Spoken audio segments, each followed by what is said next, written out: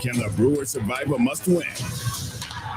Find out in Game 4 of the National League Division Series. Coverage begins today at 4:30 Eastern on ESPN Radio.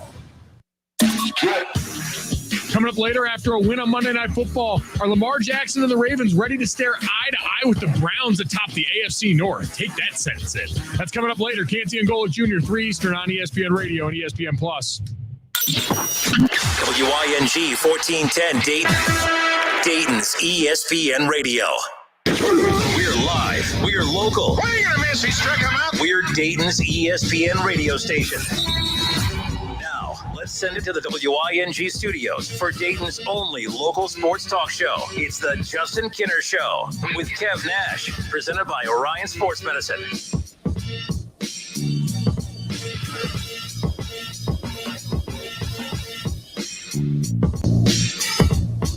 All right, happy Tuesday. Welcome in. It's the Justin Kinner Show with Kev Nash, presented by Orion Sports Medicine and OGW Energy Resources. For those of you hanging out live on Facebook and YouTube, tuning into the show, there you see it. This Friday night, our Glacier Softwater High School football game of the week. The Miamisburg Vikings welcoming in one of the top teams in the entire state of Ohio, the top team in the entire state of Ohio, most likely in the Springfield Wildcats. Miamisburg, Springfield, this Friday night, 7 o'clock to kick off right here on 1410 ESPN Radio. College Football Hall of Famer Keith Byers and myself, we will have the call for our Glacier Softwater High School football game of the week, Week 9. Wow. Week freaking 9. How about that? I mean, playoffs coming up just around the corner. The state rankings came out today. We'll highlight some of those teams sitting atop of those state rankings coming up. Obviously, Springfield doing their thing. Centerville lost to Springfield this past week. They're still highly ranked as well. We'll talk about all that coming up around the corner. John Slayton kicks the show off. He says, go Fairmont, beat Centerville. So, everyone right now kind of ramping up for the biggest time of the high school football season. Again, is the playoffs just around the corner. So much to get into, as if Bengals and Browns fans could not feel any worse about the results of what happened on Sunday. The Ravens had to put some salt in the wound a little bit, because I think that's really what makes it even more painful. As I was watching the Ravens, actually, I can't tell if I'm more upset that they won or if they lost. I think when I knew that they were going to lose at a certain point, I went to bed before it even ended. I thought the game was done, Kev. And I go to bed, and I was ticked off even more about the Browns' loss on Sunday, because I was thinking, man, if they would have beat the Chargers like they were supposed to, or at least like they were supposed to based on the lead that they had late in the game, Ravens lose, Bengals lose, Steelers still at the bottom. I'm like, the Browns would have been sitting at the top solo. Instead, the Ravens are sitting there solo. Another heroic performance by, Lamar Jackson coming from behind the way that he did, leading the Ravens. Unbelievable performance by him. Not just an unbelievable performance, but if you look at the stats of that game, it's pretty dang impressive. 400-plus passing yards, 4 touchdowns. Lamar Jackson, who gets ripped all the time for not being a passing quarterback, kind of did his best to silence a lot of those, he can't pass the football, screamers out there. Now, I tweeted out today, tough day for the Lamar Jackson can't throw crowd, but I did admit I'm part of that crowd. Just a reminder on that, too. Look, I'm not going to downplay what he did last night, because Kev Baker had one of those days. I'd guarantee I'd be talking my smack as far as that's concerned. The numbers, we're not hating on Lamar Jackson when we say he's not a great passing quarterback. He's not an elite passing quarterback. That's not an opinion. The numbers support that. He's not an elite passing quarterback. And last night, I even pushed it out today. Tough night for the Lamar can't throw crowd. But, there was an individual named Jared Goff who a few years ago also had a 420-yard performance, 4 touchdowns, no picks, and a huge win on Monday Night Football or Thursday Night Football, whatever it was. I think it was the Color Rush Thursday night game or whatever it was. And that doesn't make Jared Goff an elite passer. Last night doesn't make Lamar Jackson an elite passer. But what it does make him is, if Baker had that clutch gene that Lamar has, the Browns win on Sunday. If Burrow has that clutch gene that Lamar has, the Bengals win this past Sunday. So, you know what? We could focus on what Lamar can't do, but the bottom line is the most important thing you could do in the NFL is win. And regardless of how Lamar does it, all the dude does is freaking win. And, of course, eventually it's like, okay, that's great. You do it in the regular season. Can you do it in the postseason? This is the most impressive stretch of Lamar Jackson throughout his entire career, because this is the least talent that he's had on the offensive side of the ball, too, on top of that with all the injuries. Outstanding game last night, not just by him, but by Hollywood Brown, a guy that's definitely struggled with catching the ball this season. I was like you when they had the ball and Lamar fumbled as they were going in or at the 1 inch line. And, they scooped it up and it was a pitch back to a DB that ended up scoring. But that play ended up having to come back because it was like a legal forward pass and everything like that. But the Colts end up scoring on that drive. And when that happened, I set the timer on the TV. Like, if I make it, I'll stay up. If I fall asleep, oh well. And I didn't make it. And I'm at the gym in the morning and warming up on a treadmill. And, Keyshawn, J. Will, and Max starts. And that's the headline, is that the Ravens came back. And I'm like on the treadmill and I had to stop it. And I'm standing there like this. So then immediately my first reaction is like, oh, they came back. Oh, my goodness. The guy that I was playing against had Lamar and Hollywood Brown.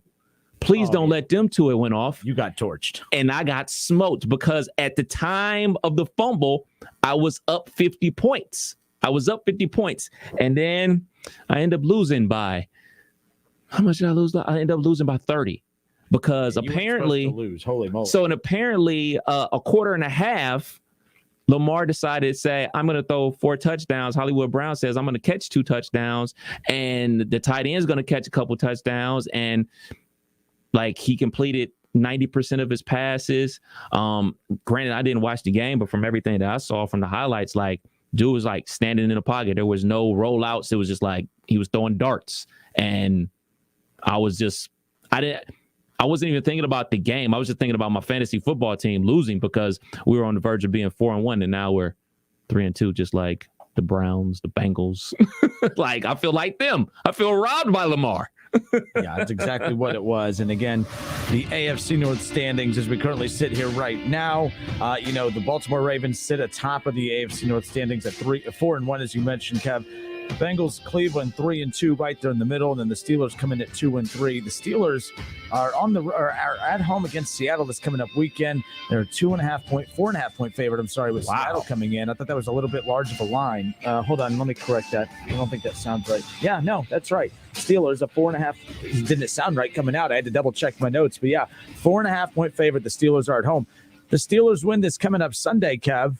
That's starting to, I don't want to say we've buried the Steelers, but I think the Steelers buried themselves early just by how they looked.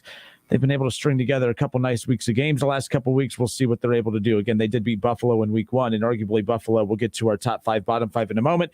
I don't think there's a team that even comes close to touching Buffalo right now, and it's crazy. Me and you've been doing the top 5, bottom 5 for, I guess, obviously 5 weeks now, and every week, they don't just slightly change, they drastically change. Because it's amazing to see that, it's kind of a process of elimination. The teams that we think are going to be dominant have not been dominant, and then the Bills are just quietly sitting over there taking care of business. But the AFC North, I think, is just going to be one fun storyline after another the rest of the way. I'm Justin Kinner. He's Kev Nash with you here on 1410 ESPN Radio. The show brought to you by Orion Sports Medicine and OGW Energy Resources. We got a lot to get in today. We will touch on the John Gruden stuff coming up around the corner. I don't want to spend a ton of time on that because basically, let's see, I woke up at 6. I had ESPN on from about 6:30 at the gym all the way until about today. And I think I've heard John Gruden's name at least a good 875 times, at least in the last hour. So again, you guys have heard him watch that all day. I'm not going to give you 3 hours of that, but I do, Kevin, I will jump in on that coming up here in a moment. Speaking of the Raiders, big Raiders fan, ESPN Radio's Jason Fitz. He joins us every Tuesday. He'll hang out with us coming up in hour number 2 at 4:30. You can always call into the show at 518-1410, 518-1410. Kev, who we got to start things off today? We got Ed. Ed, I appreciate you holding, sir. How are you today? Hey, I hate to do the Gruden thing again, but in commemoration of him resigning today, I cannot find his stats when he played quarterback for UD. I've even called Doug Hochschild. He hasn't called me back yet, but if you guys can find his stats, I would really appreciate it. Some stuff. Dave Jablonski does a great job covering the Flyers. I know, and in the basketball side, he put out a nice piece. I think 6 days ago, Jablonski put out a cool piece about how the Neil Sullivan, the athletic director, and a bunch of reps from UD, they went to that Chargers and Raiders, or I'm sorry, the Raiders game and Chargers game, because you had Staley, of course, and then Gruden going up against one another. A lot of that information is in there. Go find. Do me a favor, Ed. Go find Dave Jablonski's article that he put out, if you follow him on social media, he just tweeted it out today. I believe some of that information's in there. I can't say for sure it's in there, but I believe some of that. A lot of people had difficulties finding his numbers. I know ESPN even referenced that as well. Okay, on the Browns, I heard you guys talking about the game yesterday. Mm-hmm. And I told you earlier, Joe Woods, is it Joe Woods? Yep. The defensive coordinator should never have been hired. Where was he Sunday? I think the Browns got to have a decent secondary, but how come there's been no criticism of him? I mean, yesterday there was quite a few people who called in and brought him up. I think the only reason that he's going to get the benefit of the doubt in yesterday's loss, or Sunday's loss, Ed, is because of the fact that the Browns were so beat up defensively. That's not a good excuse. It's not an excuse that I use or throw around. I think that's the only. I'm with you. I'm surprised it's not brought up more. But, I'll take a Greg Williams-led defense any day of the week right now for Cleveland. I would kill to have Greg Williams back leading that defense. I know things ended in a salty way with him the last time that they were paired up. Of course, he wanted that head coaching job. But, man, I'll take a Greg Williams defense any day of the week right now over what we have with Woods. Just saying.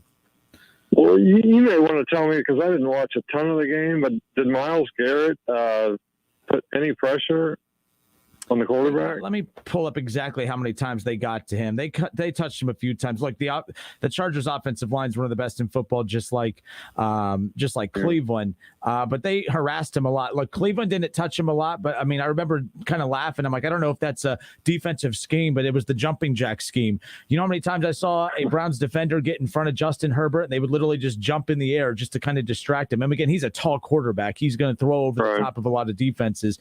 They would get to him, but they wouldn't hit him. They would just jump in the air to try to contest a lot of his passes and stuff. But he did. He was on the run most of the day. Okay, the last point. I was getting on Kevin last week, and now it looks like the Steelers are. I tell you, you can never count the Steelers out. They're always there, and if they, like I said, like you were saying, if they win this week, they could be in first place. Or else they can't catch Baltimore yet, but they're going to. They could be right there, but we'll see what happens. Yeah, we'll see. Cincinnati has Detroit. They should win, but Detroit's been one of those teams at 0-5.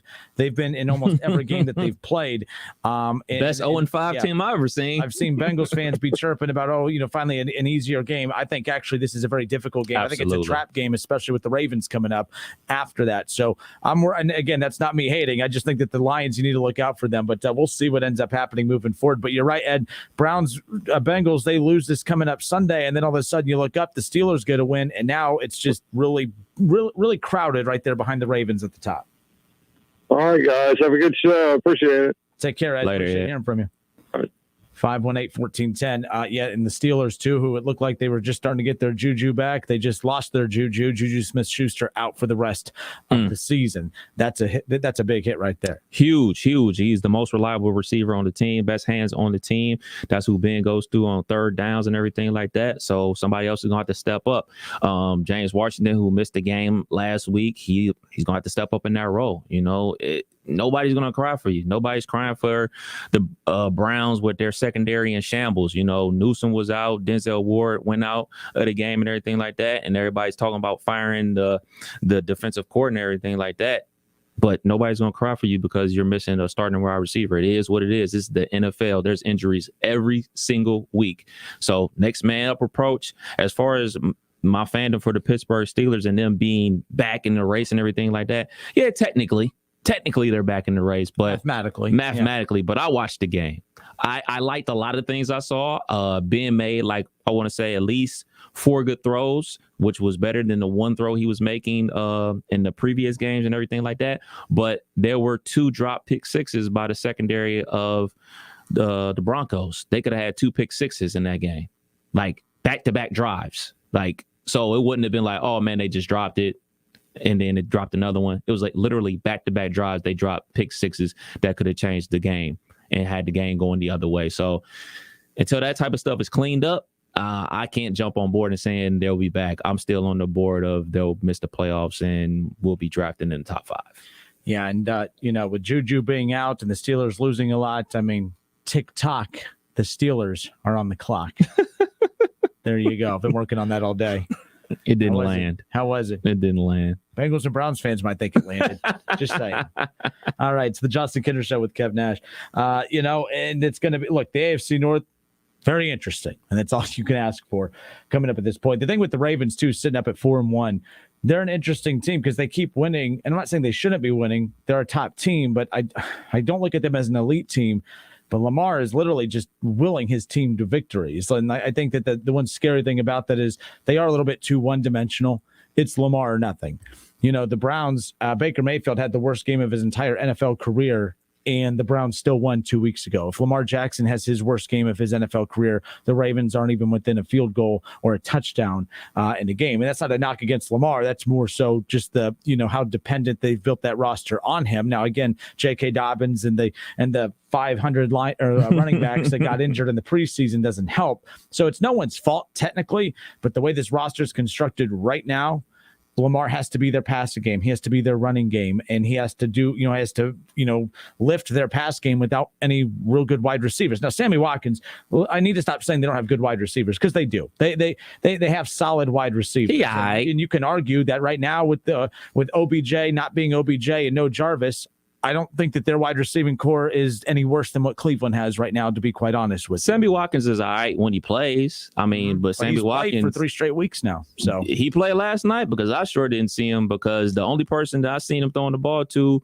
was Hollywood Brown and the tight end. Now the tight end is a beast. I don't know Andrews. I don't know why I was slipping his name, but he's a dog. But I mean, he's got weapons, and the fact that they found themselves down like that, and comebacks like this don't really happen in the NFL, and that's the big difference between the NFL and the college game. Comebacks happen in college football. Real quick, William on Facebook says Watkins left work hamstring issue as usual. Again.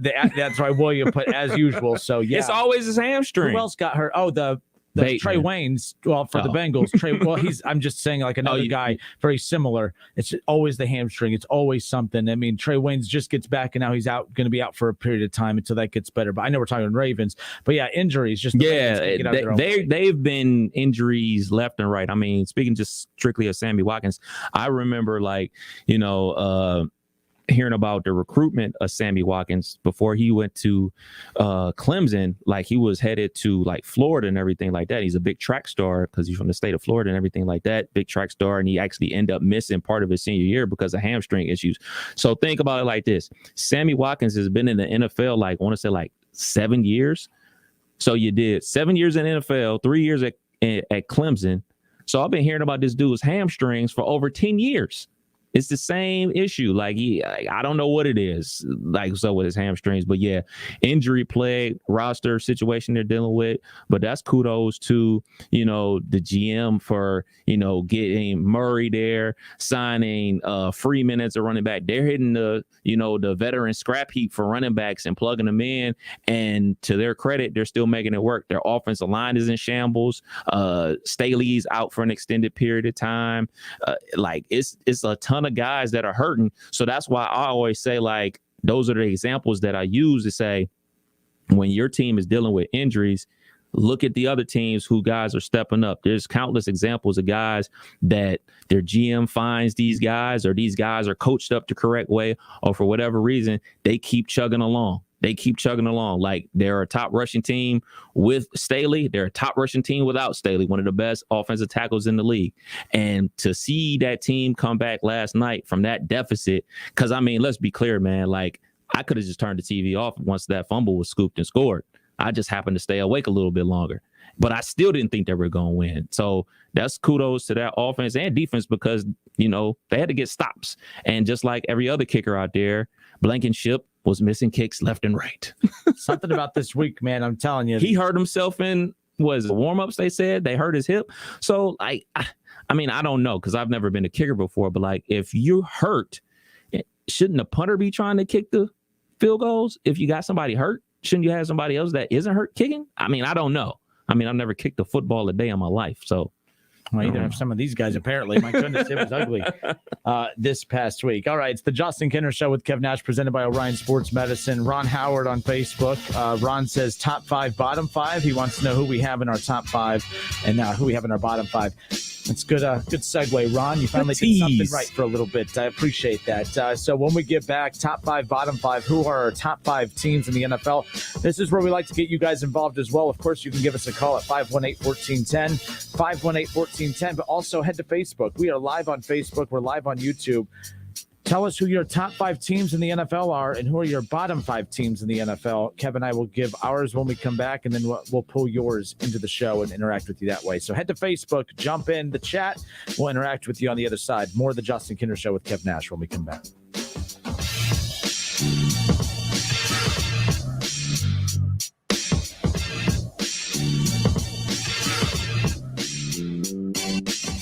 It's the Justin Kinder Show with Kev Nash, presented by Orion Sports Medicine.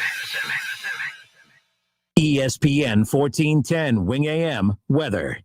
This afternoon will be partly cloudy, a high near 75. Tonight will also be partly cloudy, a low near 55. And tomorrow will be partly cloudy, a high near 80. I'm Pete Spivak for 1410 ESPN Radio. Weather is brought to you by Cullet Propane, making buying propane easy since 1952, offering budget billing and pre-buy options. Find out more at culletpropane.com. 500,000 businesses connect using Zoom, a single platform for video, phone, chat, and conference rooms. Zoom enables real-time collaboration no matter where your teams are. Global enterprises trust the easy-to-use, reliable, and secure Zoom platform to power high-performance teams. Empower your workforce with Zoom. Save 15% on meetings, chat, and phone with a Zoom United bundle. Visit zoom.com/bundle. Zoom, how the world connects. Today's pros need today's tools, and nobody understands that better than the Home Depot. Our app makes it simpler to get supplies ordered and delivered. Our online project calculators cut guesswork and last-second supply runs. Job site delivery puts what you need where and when you need it. And rental puts the right equipment in your hands, but not your overhead. That's how today's pros get more done. New tech, new tools, old-fashioned hard work. The Home Depot, how doers get more done. In college football, Goodyear knows a new season means new possibilities, where every Saturday is an opportunity on the road to greatness. No matter if you're out there playing your hardest or cheering the loudest from the sidelines, tailgating in the parking lot, or your favorite spot to watch the game, Goodyear knows passion is what drives us forward all the way to the playoffs. That's the road that moves us. Goodyear, more driven. Right now, people are home with their pets more often, and I think especially with the shedding, they're more cognizant of what's going on and that it's an actual issue. Nala's got some skin issues. He gets really going and scratching. Excessive shedding, a lot of just scratching and itching. Jigging, scratching, and itching and biting. On top of that, he was starting to get black buildup in his ears. DINOVITE.com. I just heard the Dynovite commercial so many times that I said, you know what, I'll give it a shot. And I ordered it and tried it, and it worked. We started Dynovite, and in our first stock, we noticed a difference, especially with the shedding. Within 3 weeks, he's not scratching and itching, and he's an all-around happier dog. We've got 4 dogs, all different ages, all different sizes, and they've all just responded really well to the Dynovite, and they all love it. We will be using Dynovite for life. You won't believe how happy your dog will be. We order our Dynovite from Dynovite.com. DINOVITE.com. Hey, here to tell you about my friends at Cordell Transportation. They're now hiring Class A CDL drivers and offering a $5,000 sign-on bonus. That's right, a $5,000 sign-on bonus. Home daily, dedicated lanes, and no-touch freight. Brand new equipment as well. Medical, dental, vision, and company-paid life insurance. Call Cody right now. Apply online at CordellTransportation.com. Cordell Transportation, driven to succeed. But we have a truck leaving with a big order on Tuesday. Tina's floor manager retired, leaving her tortilla factory flat out. What do you mean she's on a silent retreat? She must fill the role and all those orders. I oversee production. Indeed can help her hire great people fast. I need Indeed. Indeed you do. Schedule virtual interviews and talk to candidates right from your employer dashboard.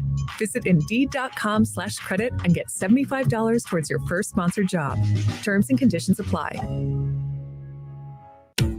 Fall savings inside the Home Depot means something different once you get out there doing. For example, in here, it's a wide selection of Samsung laundry appliances. But out there, it's your home running like a well-oiled machine. Order in store or use one-click bundling when you order online or in the Home Depot app. And enjoy even more savings on Samsung laundry units with free and flexible delivery on orders of $396 or more. At the Home Depot, how doers get more done.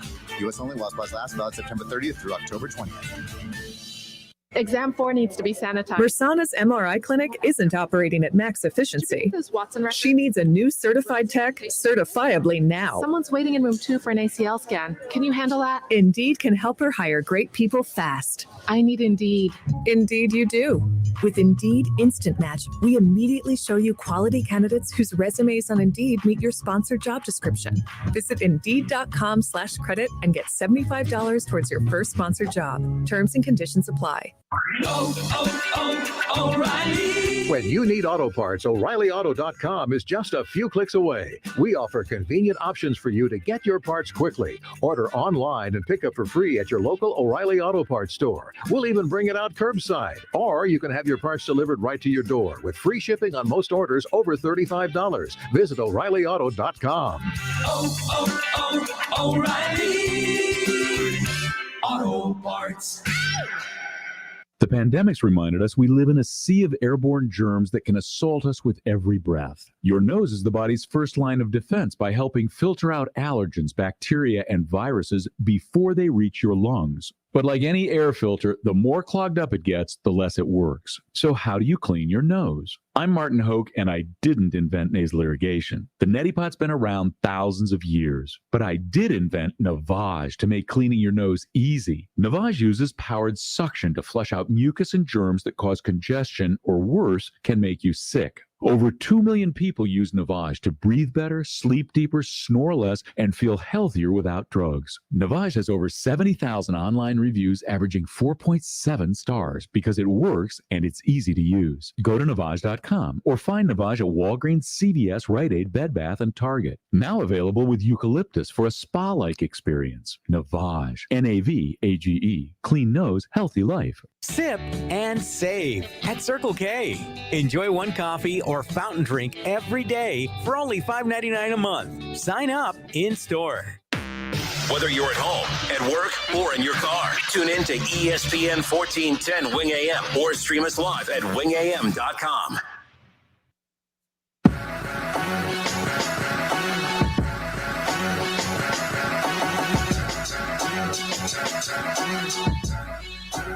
Tomorrow's show, we'll hear from NFL Hall of Famer Anthony Munoz. He'll call in and hang out with us for a bit. We'll talk about things NFL and, of course, your Cincinnati Bengals. Again, at NFL Hall of Famer, and, of course, part of the inaugural class of the Bengals Ring of Honor. Anthony Munoz will be a part of the show tomorrow afternoon. We have ESPN Radio's Jason Fitz coming up around the corner. Before Kev Nash and I dive into our top 5, bottom 5, let's go back to the phones. 518-1410. Kev, who we got? We got Nick. Nick, I appreciate you holding, sir. How are you?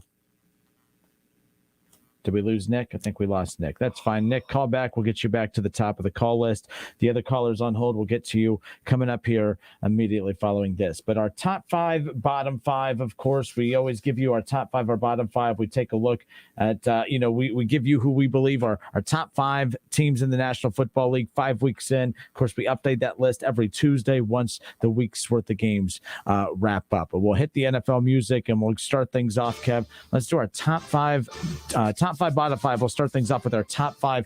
Who are your top 5 teams right now as we currently sit here heading into week 6? This is definitely the hardest week thus far because there's a lot of teams out there that really have kind of the same record and everything like that. And you really don't want to try to play the record game and everything like that. You really want to see how teams are playing and judge how they played in the past and predict how they're going to do in the future. So for me, I still got the Green Bay Packers in my top 5 at number 5. They had a win over the Cincinnati Bengals. And to be perfectly honest, I really didn't even want to put them in my top 5 based off of the kicking situation and based off what I saw with them only being able to get the ball to Devontae Adams. But I realized, man, they got Aaron Rodgers. And when you got Aaron Rodgers, you got a chance. And I do think the Bengals are a pretty good football team. At least defensively, I think the Cincinnati Bengals are pretty good. I mean, they got a lot of pressure on Aaron Rodgers, made him make a lot of tough throws. And I got to give credit to the Cincinnati Bengals. But also give credit to the Green Bay Packers, so I got them at number 5.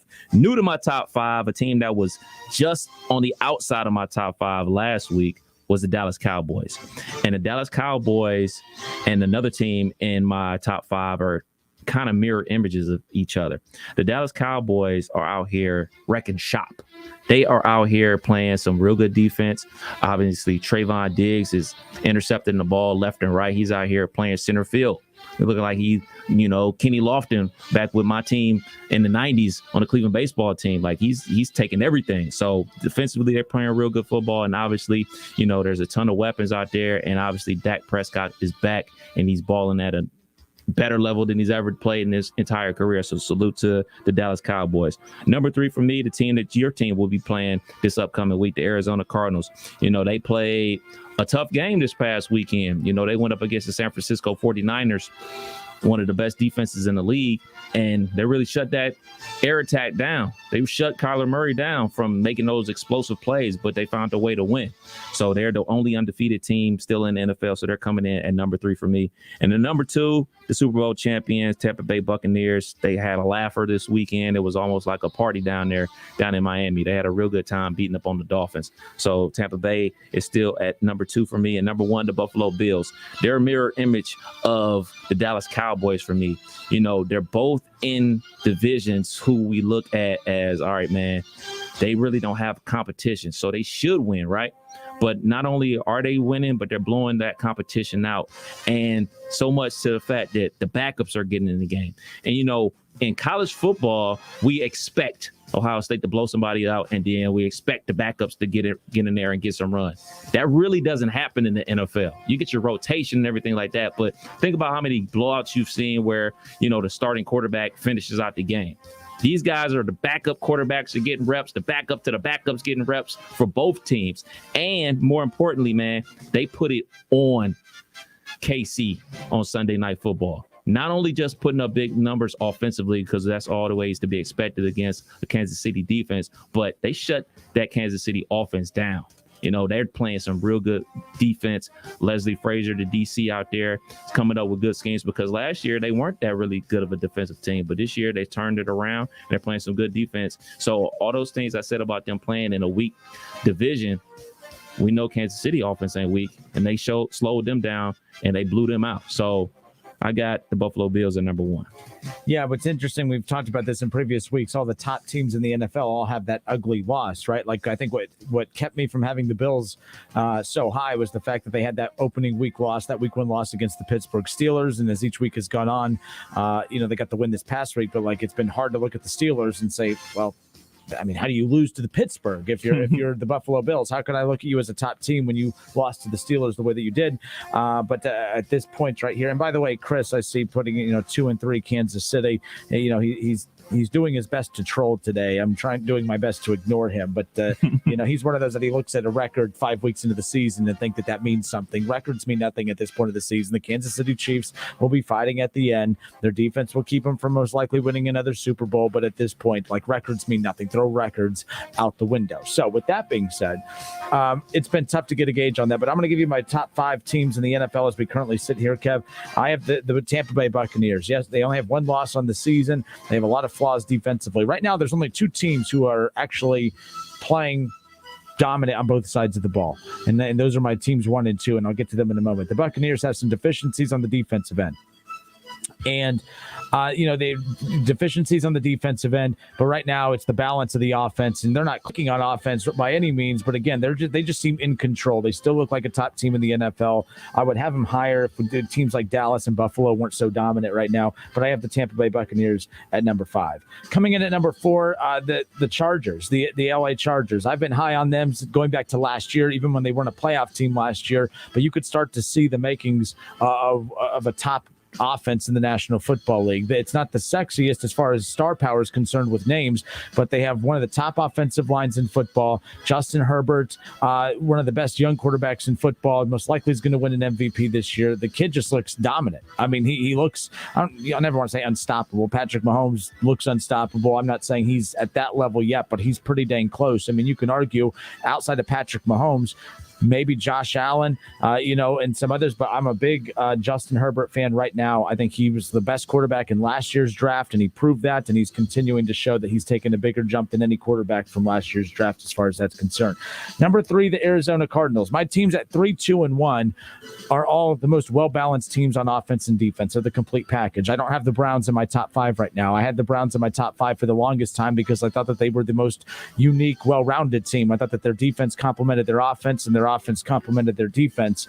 That's not the case right now. But the Cardinals, they added those veterans on the defensive side. You go get J.J. Watt. I thought that was kind of him just chasing the money, and it didn't really make a whole lot of sense, but he has made a huge splash there. Maybe not from a statistical standpoint, but that veteran leadership in a young locker room goes a long way. That defense, they go as he goes. They swarm around him. I love the defense and the offense. Kyler Murray, you mentioned it, wasn't his best game this past Friday, but when teams can win despite not so great offensive play, that shows you right there that they're not one-dimensional. The Ravens, I would love to have in my top 5, but they're so one-dimensional. They go as Lamar goes. If Lamar has an off game, the Ravens have a 0% chance of winning. They're not built to be able to play well if Lamar is not doing it for them, and that's the same. And that's not the Cardinals. They proved that this past week.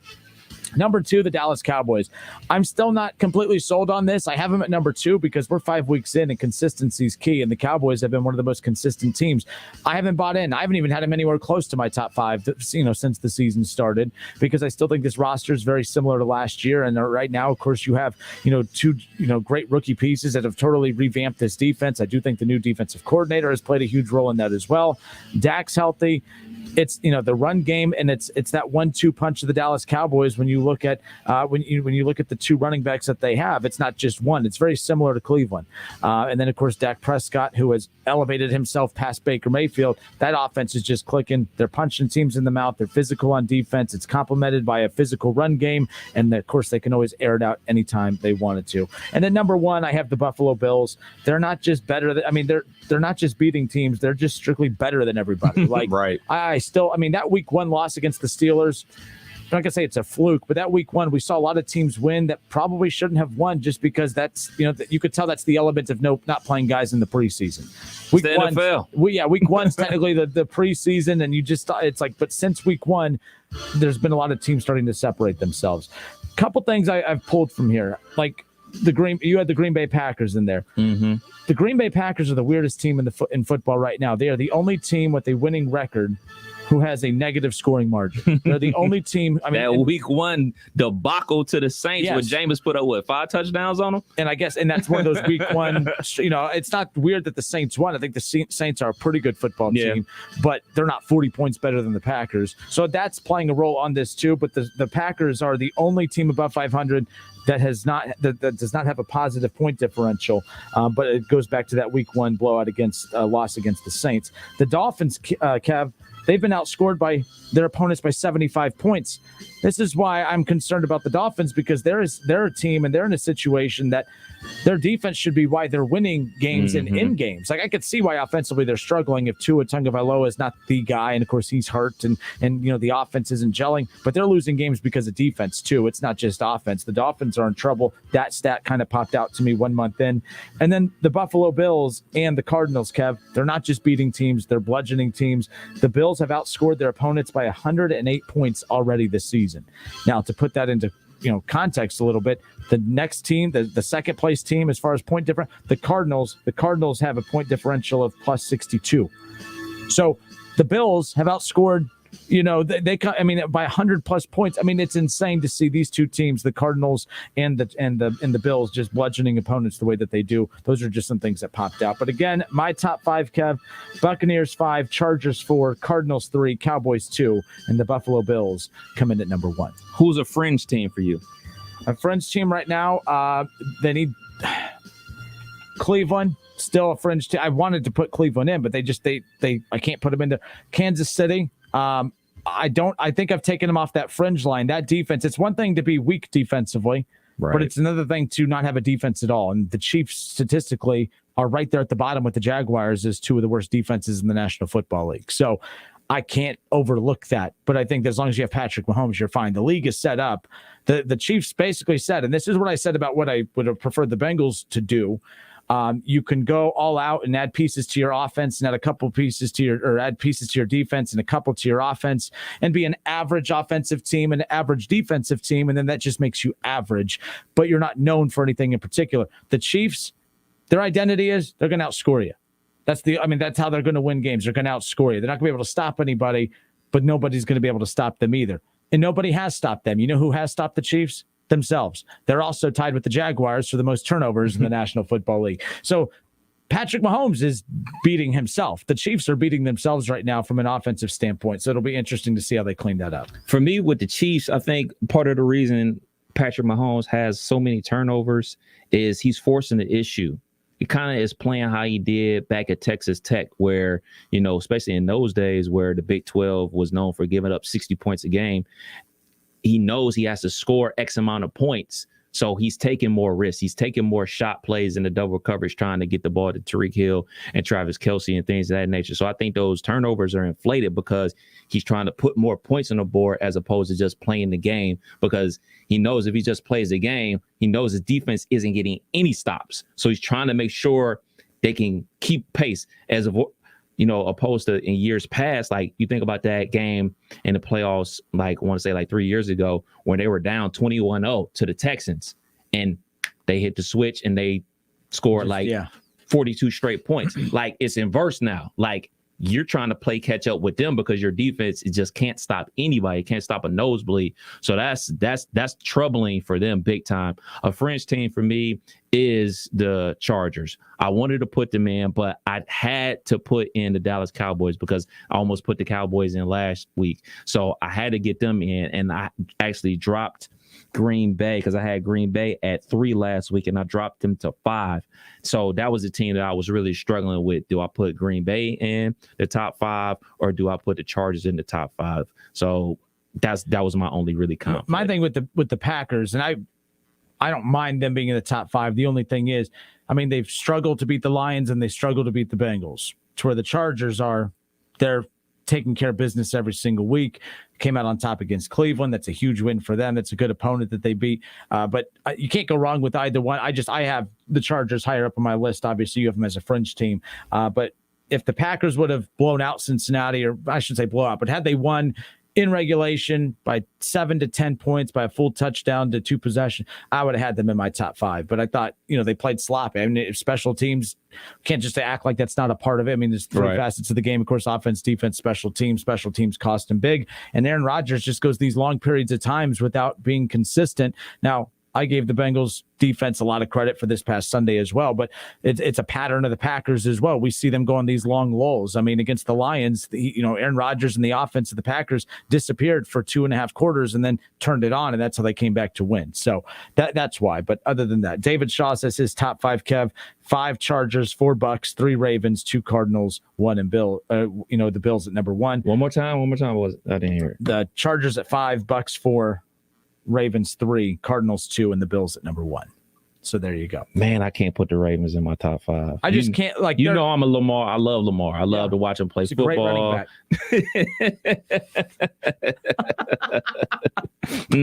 Hating to get you nowhere, man. Hating to get you nowhere. I just can't put them in my top 5. I don't think that this can last the entire season, for one.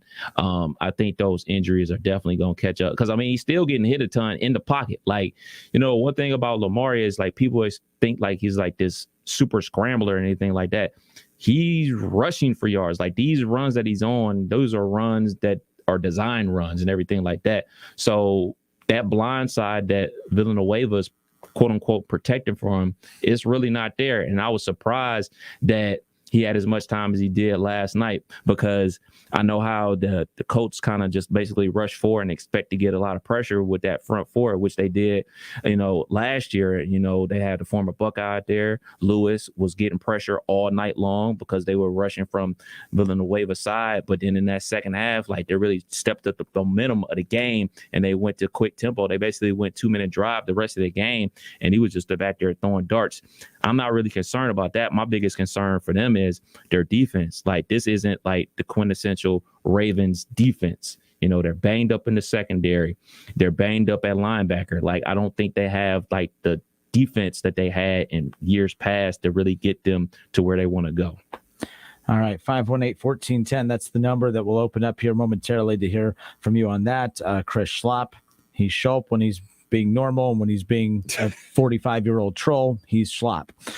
Now that the Cowboys are good, Justin is going to dump on the Browns. No, Chris, it's just called being realistic. Like, I don't have the Browns in the top 5 because, they have some flaws right now that they need to iron out. They'll be fine big picture, but as far as right now, there you go. I get it. It's like I'm trying to talk football with someone who doesn't know football, so I could see why there's a holdup in communication there. It's okay, Chris. I forgive you. It's all right. No big deal. All right.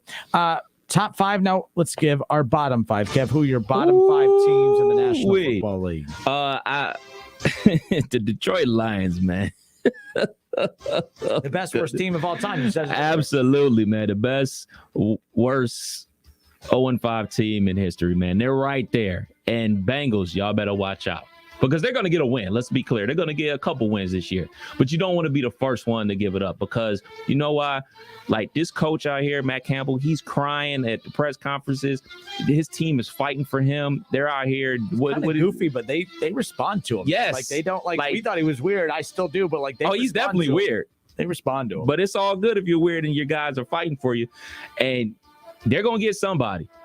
They're going to get somebody, and they're going to get somebody that's good too. You know what I'm saying? Because they're out here playing some good football. So I got them at number 5, or number 28, I'm sorry. And now we're about to get to the dregs of the league, because I think anybody after this is just completely horrible. The New York Jets, they went over to London, stunk up the joint, tried to make a furious comeback. I wasn't buying it. That 9:30 game that came on, that I was eating my cereal watching football on a Sunday, they're terrible. The Miami Dolphins, you touched on it before, man. The defense was supposed to keep them in games. It was kind of like that situation last year. Like, they had a real good defense last year, real good special teams last year, punt returns, block extra points going back to the house, tons of like special teams and like those things that you expect, like super coaching, and those things that you can't guarantee are going to happen year after year. And they're not happening this year. And, your franchise quarterback, Tua, is hurt. They're just not gelling. And you're right. They're in big trouble. They're in huge trouble. So I got them coming in at 29-30. No, I got them coming in at 30. 31, the Houston Texans. Man, I really could have put them at 32 because the way they're looking like they're playing football. But they gave, New England a run for their money. They were actually leading New England. And I expected a lot of turnovers from the rookie quarterback from Stanford, but, he played some good football and, New England nipped him in the end. But at 32, I got a team that everybody's been talking about for the last couple of weeks with Urban Meyer. Everything's going on in Jacksonville. Last couple of weeks, they've been right there in these football games. They could have got the Cardinals. They could have got the Bengals, but they didn't. And then they followed this crazy week that they were under with a clunker, with a stinker. And they got blew out. So I got the Jacksonville Jaguars at 32. All right, to my bottom 5 again. The worst team in the NFL to me, the Cincinnati Bank. No, I'm just joking. The Jets come in as the worst in football. Like, it's just it doesn't. Nothing looks. They don't look on sync on anything. You ask, okay, what's their strength? I don't even know what their strength is. Their young quarterback's not even exciting to watch. He's a walking turnover, and it's weird because so is Trevor Lawrence. But the difference is Trevor Lawrence, he balances the bad plays with the good plays. It's just bad plays for Zach Wilson at this point, and he might have a nice throw or two throughout the entirety of a game, but like, it just looks like the Jets have less to work with than what the Jaguars do. Yes, Trevor Lawrence makes some bad throws, but my goodness, he'll have 6, 7, 8 throws that make you go, wow, how the hell did he do that? I mean, even against Cincinnati, he was throwing off his back foot, he was throwing on the run. He looks like the real deal, Trevor Lawrence. The Jags don't, but he does. But the Jets just look like a mess. I have them at number 32. The Texans are a mess. I don't even count the Texans as an NFL football team right now. They're just running in place. This is a throwaway year before it even started. I mean, they have a quarterback on this roster that everyone is irritating me with, just talking about, man, the Dolphins should trade for him. Deshaun Watson should be playing this year. To ignore the severity of what this dude is going through and being accused of. I'm not saying, you're innocent till proven guilty, but it also doesn't mean that you just go on as if he's done nothing wrong either. There's a lot too much noise surrounding that. There's too much noise surrounding the Texans before that. There was so much, off the field issues and, internal issues. I have them And number 31, the Jacksonville Jaguars. There's no way around it. Look, this isn't even me saying anything bad about this team. They're one of the worst teams in football, and they're supposed to be one of the worst teams in football. You have a rookie head coach who can't get out of his own way. You have a rookie quarterback who is showing signs of being a very good quarterback, in the near future. But they had $70 million in cap space. They didn't even use half of it in the offseason. I have a huge problem with that. This team was not built to win, so I'm not going to hold the win-losses against Urban. The only loss that you have to worry about is the loss of the locker room if that ends up becoming the case. I have the Jags at number 30. Number 29, the Dolphins. The reason I'm piling on the Dolphins because there was expectations to still be a good competitive football team, and they're not even competitive. They've been outscored by opponents by 75 points. That's the most. I mean, the Dolphins have been outscored by 75. That's the biggest point differential in the National Football League, and that's not okay because I get it that the quarterback's been out. The offense isn't great, and even with their quarterback, there's still a lot of questions there. But let's be clear, the defense is why they should have been winning football games or in football games, and yet you've been outscored by 75 plus points. That is not okay. The defense has to get better. That should at least be their identity, and they don't even know who they are on the defensive side of the ball. I thought that the Dolphins were well on their way to being, one of the next big, storylines in football, and they are, just for all the wrong reasons. And I have the Lions at number 28. I have to have them in my bottom five. They're the only 0-5 team remaining in the National Football League. Can't be 0-5 and not be in the bottom five. But I do think that once they get that first, they're the best team of all, or they're the best worst team of all time. I mean, the last year the Steelers storyline was that they were the best, that they were the best, or that they were the worst 11-0 team of all time. And this year it's kind of different. This is the best 0-5 team of all time with the Lions. And there you go. All right, folks, we'll be back in a moment. It's the Justin Kinner Show with Kev Nash, presented by Orion Sports Medicine. I have a chance for you to win $1,000. Justin Kinner is giving out yes, I'm referring to myself in third person, but it's the Kinner's Cash contest. I'm giving away $1,000 a day. All you have to do is be listening for the winning word. I have that winning word and a chance for you to win $1,000 on the other side. We'll be back in just a moment.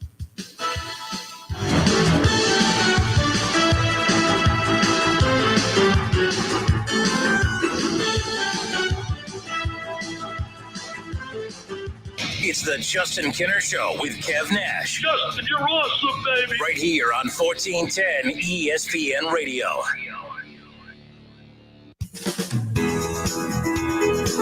This is Education Matters with Ohio Education Association President Scott Damaro. This is National School Lunch Week, a time to thank the education support professionals who keep our kids fed and ready to focus on their learning. Now more than ever, they have gone above and beyond to care for our kids, adapting to the challenges of the pandemic to meet all our students' needs. Education Matters, brought to you by the Ohio Education Association. Hey, Buckeye fans, as the official wing sponsor of your Ohio State Buckeyes, Roosters is giving away 12 trips for two to this year's Buckeye Bowl game. Each trip comes complete with airfare, hotel, gift bag, and 2 tickets to the big game. One bowl prize winner will be chosen each week, along with other cool Roosters weekly prizes. So register every week at roosterswings.com. Roosters, a fun casual joint, and the official wing sponsor of Ohio State Athletics. Official contest rules at roosterswings.com. Attention Class A CDL drivers. Looking to be more than just a number? Yoel Transportation in Dayton is looking for drivers with at least 1.5 years experience. Yoel has open positions for no-tarp flatbed drivers and no-touch regional or local van drivers. Yoel is ELD compliant and offers 401k with match, medical, dental, vision, holiday pay, vacation, safety bonuses, and now has a rider policy. Call Rick or Joe at 937-294-5933 and ask about the $5,000 sign-on bonus today. Lumber prices have plummeted, so now is the time to buy and get your outdoor projects done right with Menards. With the best selection of pressure-treated lumber and the inventory to back it up, now is the time to get that outdoor project you've been meaning to get to finished. Save 11% on all pressure-treated lumber at Menards. Good through Saturday, October 16th. Savings are mail-in rebates. Some exclusions apply. See store for details. Save big money at Menards. Frickin' football is here. Frickers has the games on all the screens and you score with savings. Enjoy your favorite ice cold domestic draft personal pictures for only $6.50. A 48-ounce personal picture for only $6.50. And enjoy a plate of your favorite frickin' nachos for just $7. Take your frickin' pick. Frickin' chicken nachos, Mississippi barbecue nachos, or Nachos Supreme, only $7. This season, don't just be a football fan, be a nacho fan. At the home for fun, food, sports, and spirits, Frickers.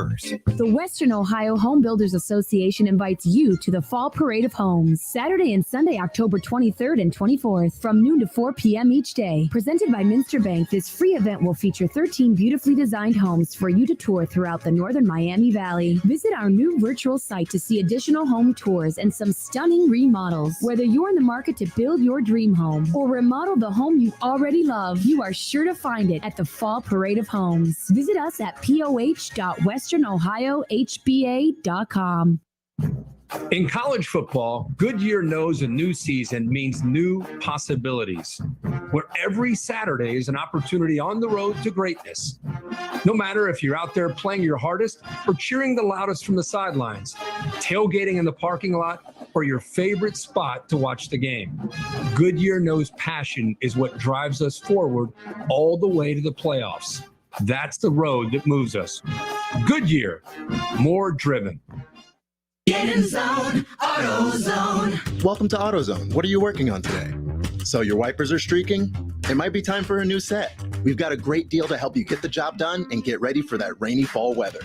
Right now, you can get a $15 AutoZone gift card when you buy 2 Bosch Envision wiper blades. And we've even got more ways to shop. Just order online with our free same-day store pickup or next-day delivery. Get in zone, AutoZone. Start your job today at AutoZone.com. Restrictions apply. If you've got a small business, you know there's nothing more valuable than your time. So why waste it at the post office? Stamps.com makes it easy to mail and ship right from your computer. No special equipment required. Whether you're an office sending invoices, a side hustle Etsy shop, or a full-blown warehouse shipping out orders, Stamps.com will make your life easier. You'll even get exclusive discounts on postage and shipping from USPS and UPS. And their new Rate Advisor tool lets you compare shipping rates across carriers so you always find the best option. Save time and money with Stamps.com. There's no risk, and when you go to Stamps.com and use offer code FOCUS, you'll receive a 4-week free trial plus free postage and a digital scale. No long-term commitments or contracts. Just go to Stamps.com. Click on the microphone at the top and enter code FOCUS. That's Stamps.com, promo code FOCUS. Stamps.com. Never go to the post office again. Sip and save at Circle K. Enjoy one coffee or fountain drink every day for only $5.99 a month. Sign up in store. All sports, all the time. This is 1410 ESPN Radio.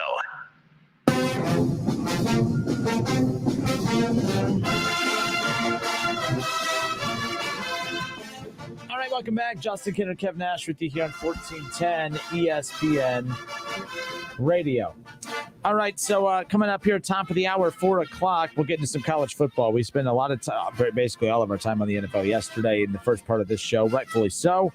But coming up around the corner, top of the 4 o'clock hour, we will dive right into the college football world, of course. Ohio State comes in the college, or not the playoff rankings, but the AP rankings, of course. Everyone's chirping. Everyone has an opinion. Kev and I have our top 10 in college football. How does it match up against the top 10 that was released earlier in the week? We'll get to that coming up in a moment, but we'll get to some Ohio State stuff here shortly. Time for your chance to win $1,000. It's the Kinner's Cash Contest. I'm giving away $1,000 daily. All you have to do is be listening for the winning word that we release 12 times a day starting at 12 a.m. When you hear that winning word, which will, of course, be the last name of some of the athletes and the coaches and the teams, of course, that we follow here in the Miami Valley and talk about so much in the show, be listening for that winning word 12 times a day. Again, it's the Justin Kinner Show with Kev Nash, presented by Orion Sports Medicine and OGW Energy Resources. Head to wingam.com, enter the winning word Landry, Landry. Enter the winning word Landry at wingam.com for your chance to win $1,000. Once again, it's the Kinner's Cash $1,000 day cash contest right here on 1410 ESPN Radio. Landry. Enter Landry at wingam.com. I'm going to tell you why on the other side. Everyone that's freaking out about Ohio State's defense, it's okay to be concerned about some of their deficiencies, but how far off are they from everybody else's deficiencies? I'll tell you why Ohio State is doing just fine. We'll talk about that. 2 minutes. We'll be back. Don't go anywhere.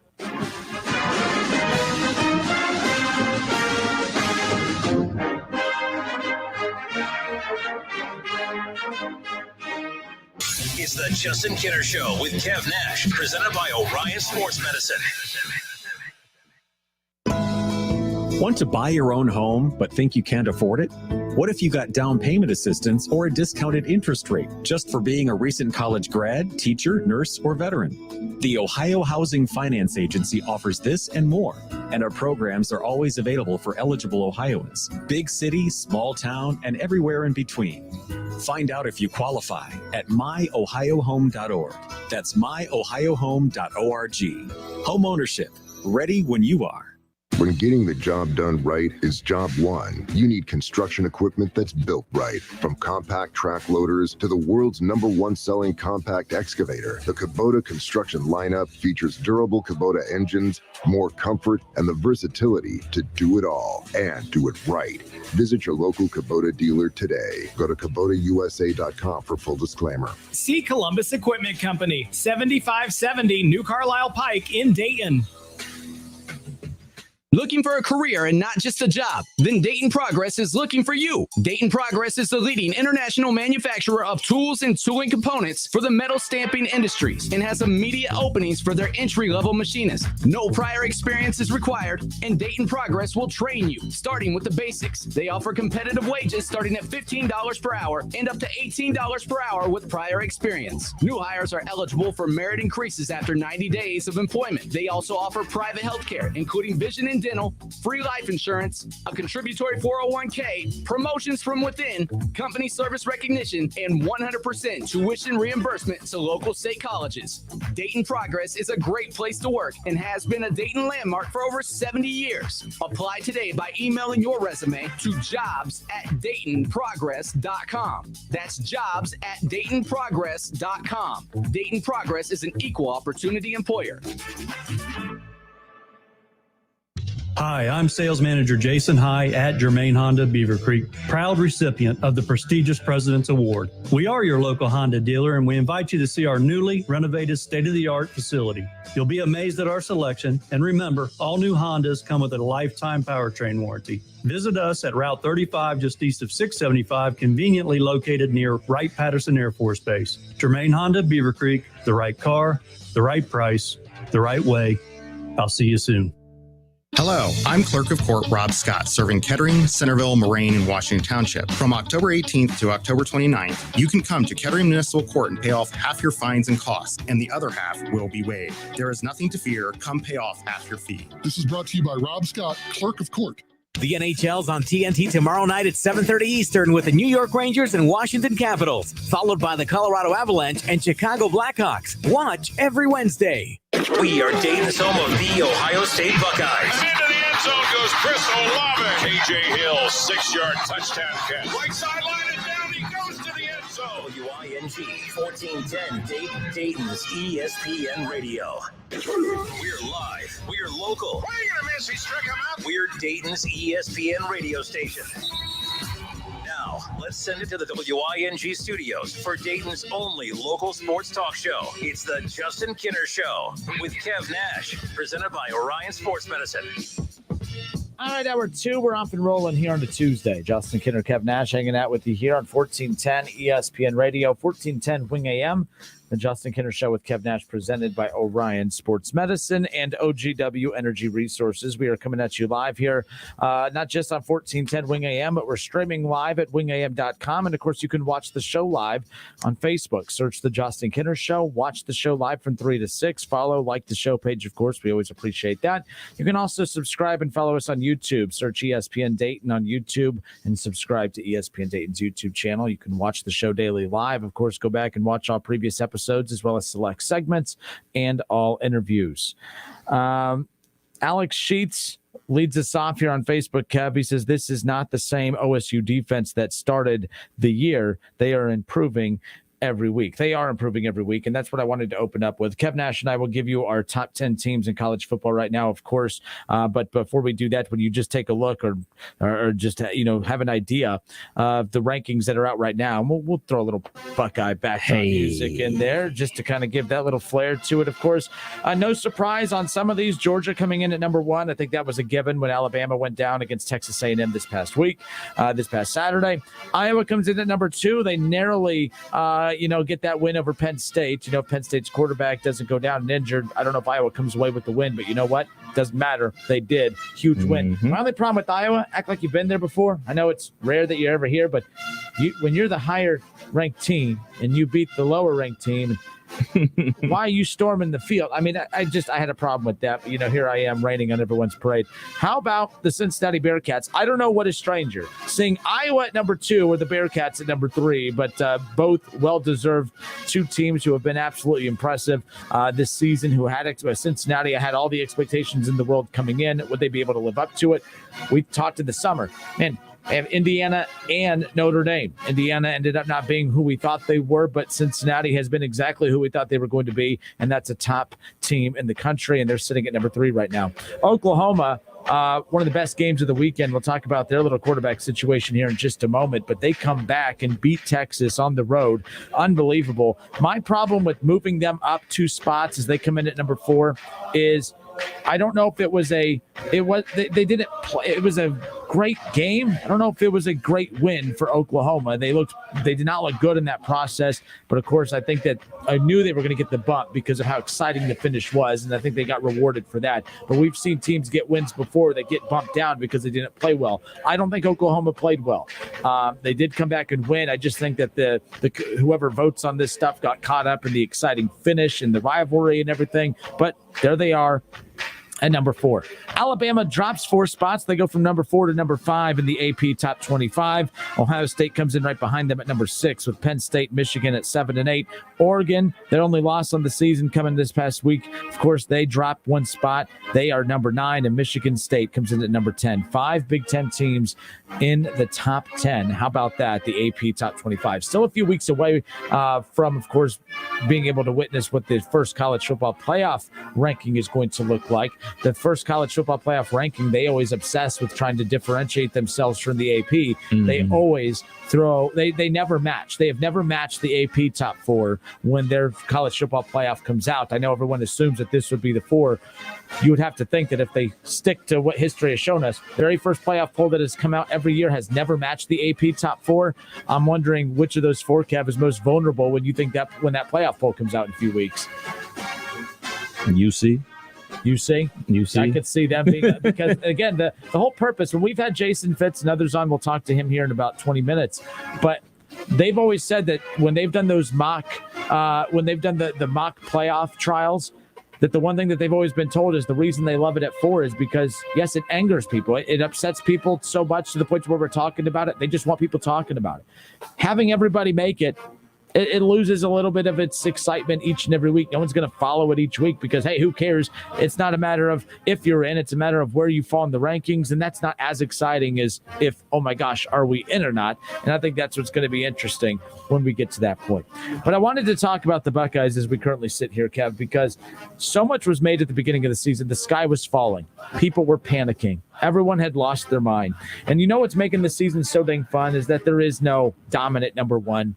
Alabama's okay. They're a very good number 1 team when they were number 1, of course.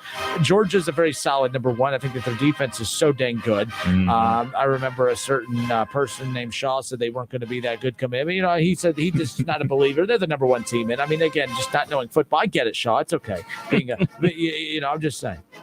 Yeah, oh, there he goes. I guess I was wrong about Georgia. Right, guys? Yeah, there we go. For now, they could stumble along the way. My point about this is even as good as Georgia is, Kev, they're not head and shoulders better than number 2. I don't think they're head and shoulders better than Alabama. I don't think Alabama's head and shoulders better than anybody. This is the most parity we've seen across college football since the very first season of the college football playoff. That's what's made this fun. But that's why when I look at Ohio State and everyone freaking out, I'm like, just relax. Point differential isn't everything, but it does tell a story. So I went and started looking at this, Kev. The Bearcats at number 3. They are plus 144 in point differential. That's pretty impressive. Ohio State's plus 168. Bearcat fans aren't freaking out about their defense. Bearcat fans aren't acting as if, oh my gosh, we can't stop anybody. Buckeye fans try to convince you they can't stop anybody. They're not going to stop Penn State. They are not the best defensive Buckeye team we've seen in quite some time by any means. They have gotten better the last couple of weeks. Is that a result of just playing not so fundamentally sound offenses? I just think as the season goes on, they're getting better. How about Iowa? Iowa has outscored their opponents by 111 points. All right. You look at Georgia, they're plus 206, and that has more to do with their defense, just literally they're scoring points, but also holding opponents down. Alabama's plus 134. You look at Oklahoma, they're plus 104. The most dominant team in the country right now, outside of Georgia's point differential, is Ohio State at 168. They'll be fine because although they do have defensive deficiencies, there's not a team out there outside of Georgia that is going to be a dominant defensive team. Ohio State will be fine. I think they're still significantly better than Penn State and Iowa. Not saying that they will for sure beat those teams because you never know what happens in a head-to-head matchup. But talent alone, them getting better as the season goes on, I'm just not as nervous about the upcoming games for Ohio State as what most people are. I just think that Ohio State, like we're used to greatness. We're used to zero flaws. That when we see them, we panic. And I think we're panicking. There's no need to panic. Ohio State should be in the top four. I don't have them in my top four, but as I started looking into more things today, there's no team that is like, if you look at Ohio State's flaws, there's no teams that don't have flaws. Georgia has flaws. They have offensive flaws. I'd much rather have defensive flaws than offensive flaws because we've seen bad defensive teams do well in the past. I think Ohio State's just fine. I think they'll be fine. Yeah, I always remind people about how Ohio State looked JT Barrett's freshman year in that opening game versus Navy, and then how they looked against Virginia Tech. After that Virginia Tech game, nobody on this planet thought Ohio State was going to win the national championship. And what did they do through the course of the season? They got better. They got better and better and better, and then ultimately won the national championship. That's allowed in football. You're allowed to get better throughout the rest of the regular season. And a lot of the things that they're doing different defensively, we could chalk it up to like, all right, man, like, all right, they're changing up things. They're not just strictly running man-to-man. They're not only having one high safety. They got two safeties in the game. Yeah, all that's relevant too. But I think like it's more reps, more experience out there on the field because the guys that were on the field, they really haven't played before outside of the defensive line guys. People in the secondary, this was their first time being on the field, linebacking court. This is the first time really getting reps during the games. So more reps on the field, more reps in practice, being coached up, different calls being called from the sideline, things like that. Coaching your players better, coaching up things that we don't necessarily see as fans and everything like that. So they're getting better, absolutely, without a doubt. And, you know, that Penn State game is going to be on Halloween weekend. It looms large for the Buckeyes. This is a huge opportunity. You know, I think that Penn State has a real good defense. Honestly, I think Penn State's defense is better than Iowa's, even though Iowa seems to get a turnover every 5 seconds. I just think I like the way Penn State's secondary plays. So that's definitely going to be a challenge because there's no question the best players on our team are wide receivers, but the best players on their team are in the secondary. So it's going to be a big time matchup come Halloween night, and I can't wait for it. Yeah. Well, Halloween afternoon. I'm sorry. Yeah, the afternoon. Yeah. Big noon, big lame kickoff. I hate it.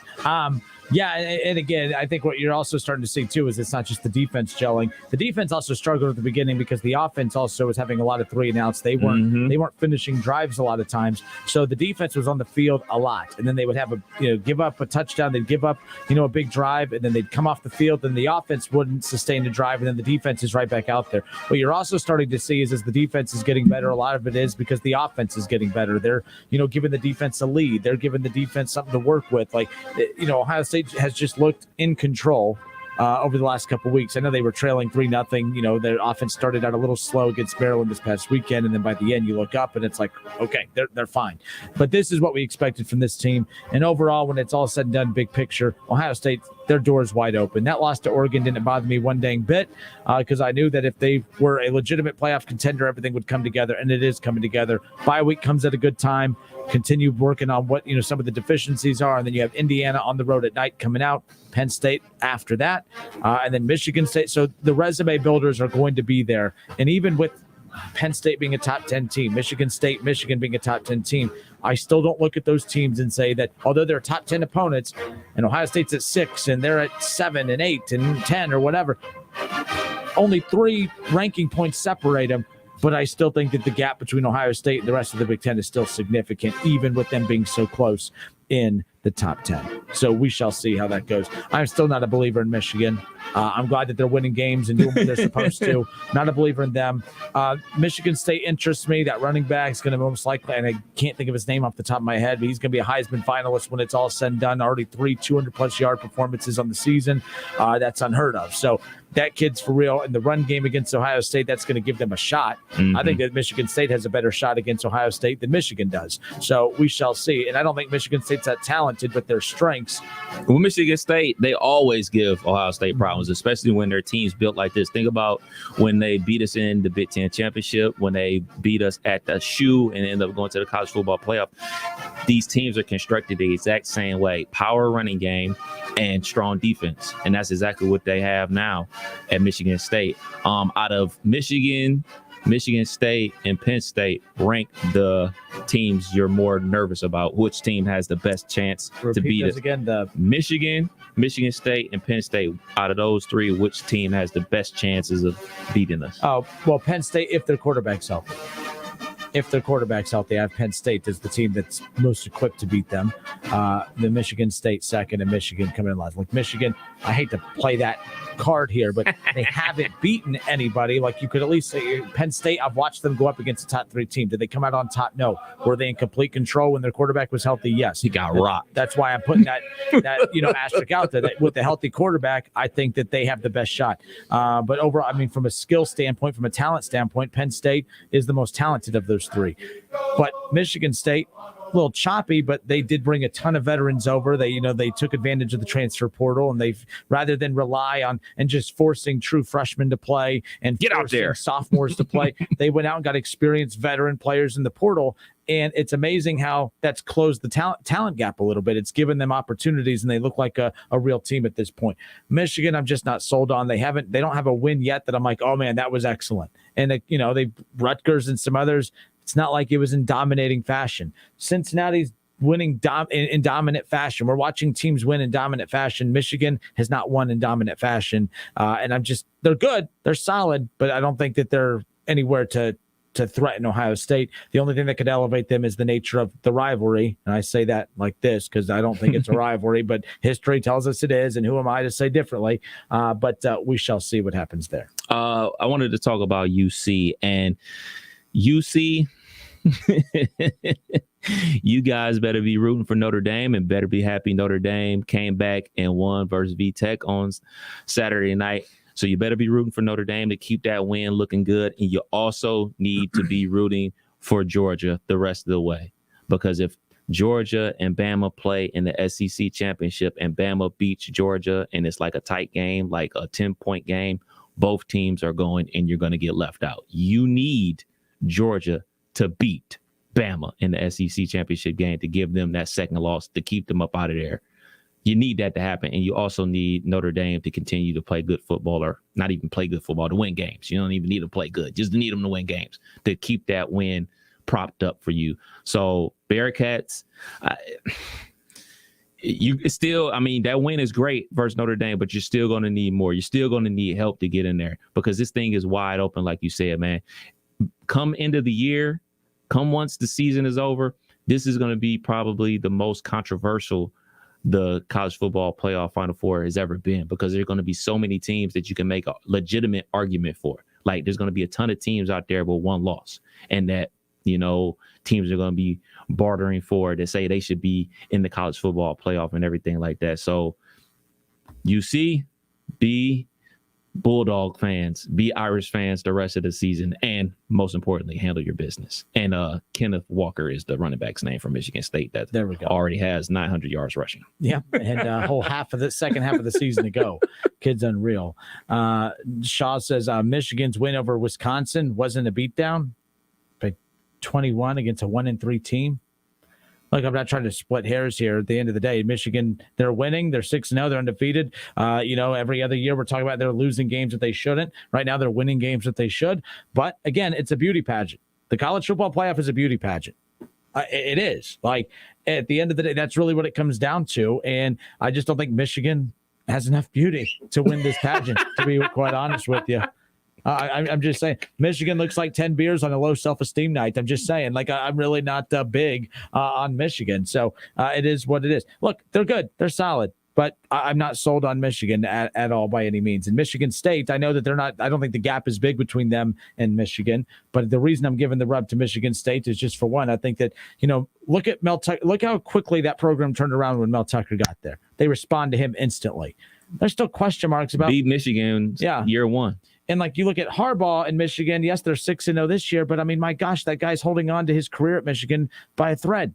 Like, there's too many question marks at Michigan. I just don't think that locker room is as locked in as what Michigan State is. They are playing hard for Mel Tucker. They believe in Mel Tucker. I'm not sold that outside of the boosters at Michigan that everyone believes in Harbaugh, saying as every time I look up, there's a player from the portal entering Michigan State, and every time I look up, there's a player from Michigan entering the transfer portal. And in a long term, Shaw, you believe in Sparty, please. Yeah, please learn football. Like, I get it. You're a Michigan kid. You don't know a whole lot, but it's this fine. is the reason why Sparty and Mel Tucker will be a problem in the Big Ten.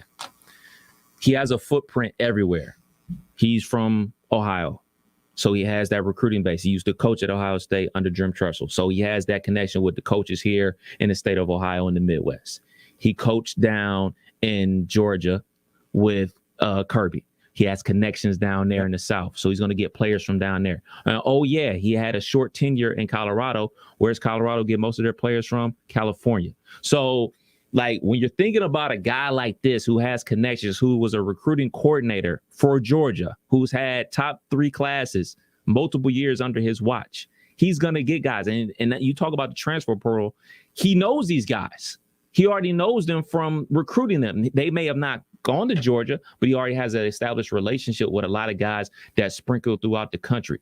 So don't think for 1 second that this time next year, they won't be full of more transfer guys. Transfer guys, like, just even say, like, okay, so Kenneth Walker, he came from Wake Forest. We don't think of Wake Forest as a powerhouse, but if you think about it in this aspect of, all right, man, I'm getting a dude that's already been in the college weight program for X amount of years, as opposed to a 185-pound running back coming out of high school, and I got to put weight on him and make sure he keeps that speed. They already did that at the other school. I'm bringing them to my school, under my system, under the things that I value. So Michigan State is going to be a problem, not just for the Big Ten, for everybody in the Big Ten, like, because of Coach Mel Tucker and what he's doing there. So be on the lookout, man, because he already got you once. Ain't no thing to do it again. And his team is better now. Yeah. So, I mean, I would never be a person to say, oh, man, I'm rooting for Michigan. I just say, let it play out and everything like that. But I'm definitely going to have my popcorn ready for that big noon kickoff between Michigan and Michigan State, because we already know what that's going to be about. See, that should be a noon game. That's a noon game. 2 overhyped teams at this point of the season right there, undefeated. Okay. No. But how about the top, a team, Kentucky just on the outside looking in. They got Georgia this week. I mean, that's this Kentucky-Georgia matchup. It reminds me of the Arkansas-Georgia matchup. Like, I'm not hating on Kentucky. And you know what? I hope Kentucky does something crazy like that. Can you imagine, by the way, if Kentucky upsets Georgia, this whole thing is just this is awesome. Boom. This is awesome. That would be the worst thing for UC. So I used to think that this situation here was good for the 4-team college football playoff, because I thought the 4-team college football playoff, the committee would say, see, we can keep it at 4. This is great right here. But I think that if Georgia loses to Kentucky, the committee might start looking around and saying, yeah, we need 8 teams. We need 12. We need to do it this year. We have yet in the first, this is year 8 of this, or year 7 of this, I believe. Year 7 or 8 of the college football playoff. You can't convince me that at any point in this in the full 7 years of the college football playoff that we have found 4 legitimate championship contenders. That's why I was so against expanding it. I'm like, we can't even get 4 legitimate teams, much less 6, 8, 10, 12, or what have you. This year, it's going to be completely different. But again, it's the norm, Kev, is to have teams 1 and 2 be head and shoulders better than everybody else. That goes back even before the college football playoff began.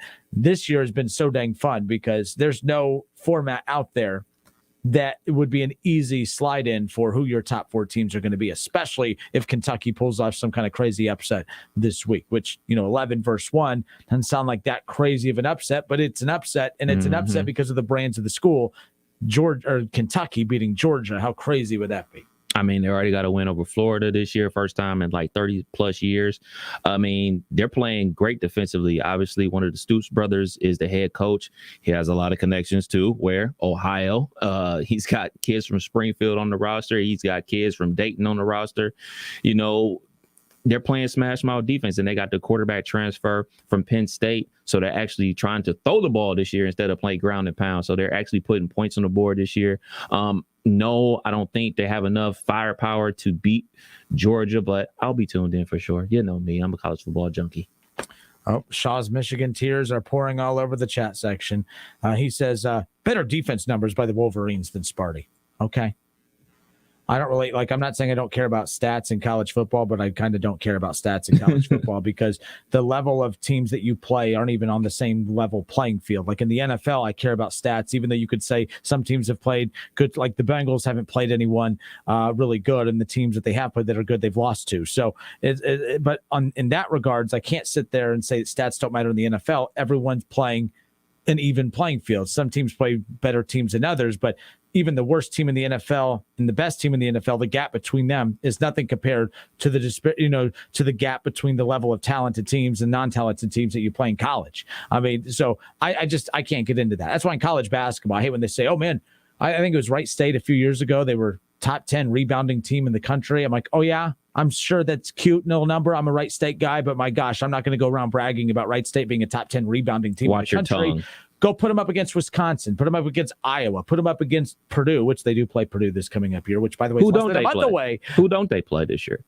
I mean, yeah. So my point is let's see if you can be a top 10 rebounding team against teams like that. That's my point. And that's not a shot at Wright State. That's just why I hate stats in college basketball when we use that. When NCAA says, oh man, Wright State's a top 10 rebounding team in the country. Or when I think it was last year for college football. I can't remember what team it was that they were one of the top passing teams in the country, and they weren't even like a division. They weren't even like a Power 5 school. And I'm like, well, yeah, you're not playing anyway. Go play a Big Ten, SEC, NFL talent. You're not going to be top 5 in passing. So it drives me nuts. So I don't care what the stats say between Michigan and Michigan State. Let's get a few more weeks into Big Ten play and then use those numbers to kind of tell a more even story there. All right, we have ESPN Radio's Jason Fitz coming up on the other side. It's the Justin Kinder Show with Kev Nash, presented by Orion Sports Medicine. 518-1410. We'll take your calls after our conversation with Jason Fitz. We'll talk all things Week 5 heading into Week 6 NFL with ESPN Radio's Jason Fitz, as well as some of the top college football headlines as well. We'll be back in just a moment.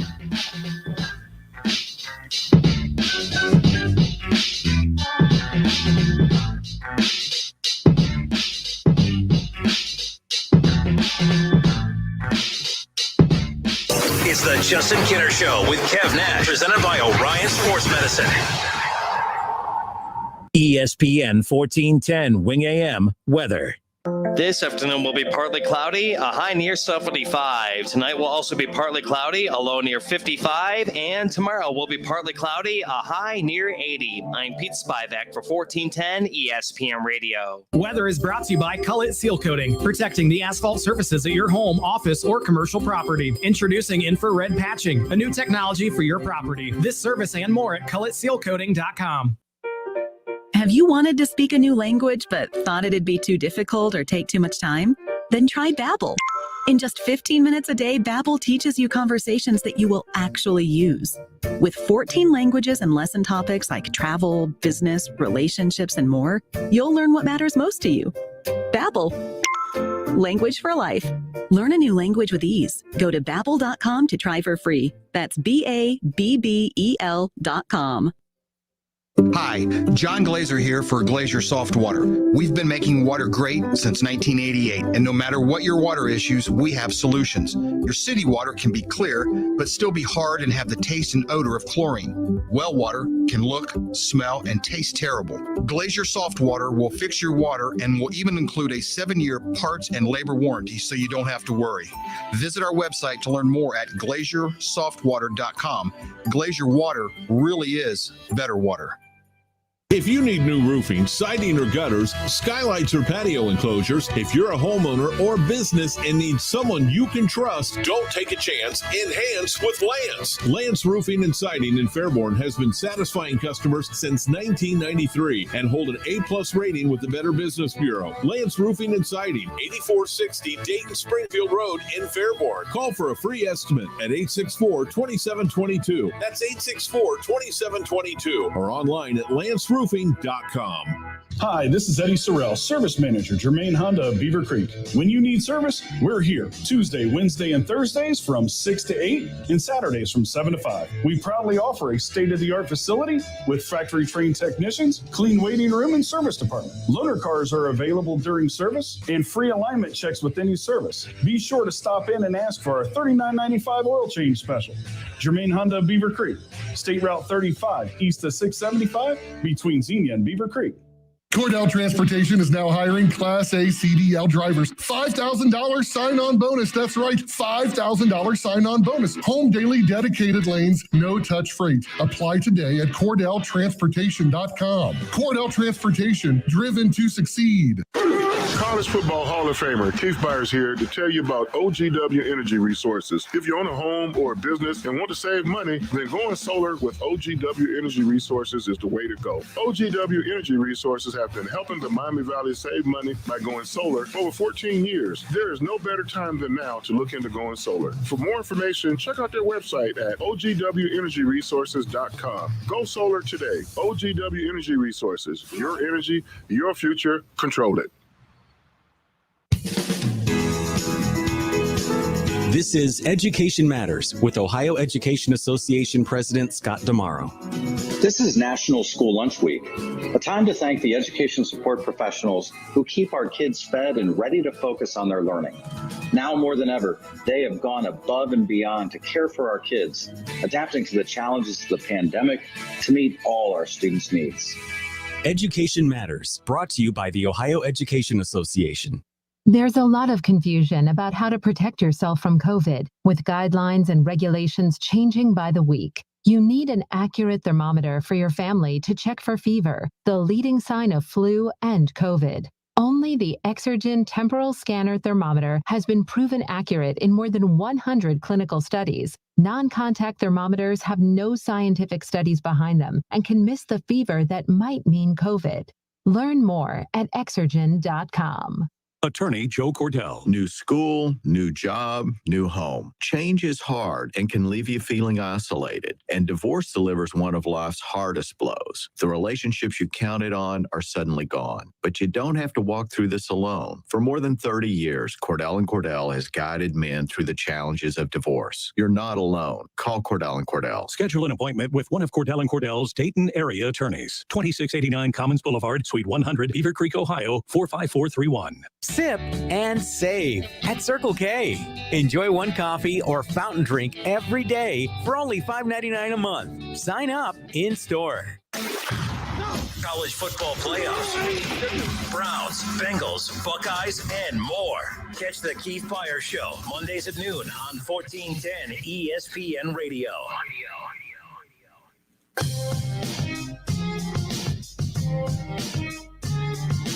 Welcome back. Justin Kinner, Kev Nash with you here on a Tuesday. It's the Justin Kinner Show with Kev Nash, presented by Orion Sports Medicine and OGW Energy Resources.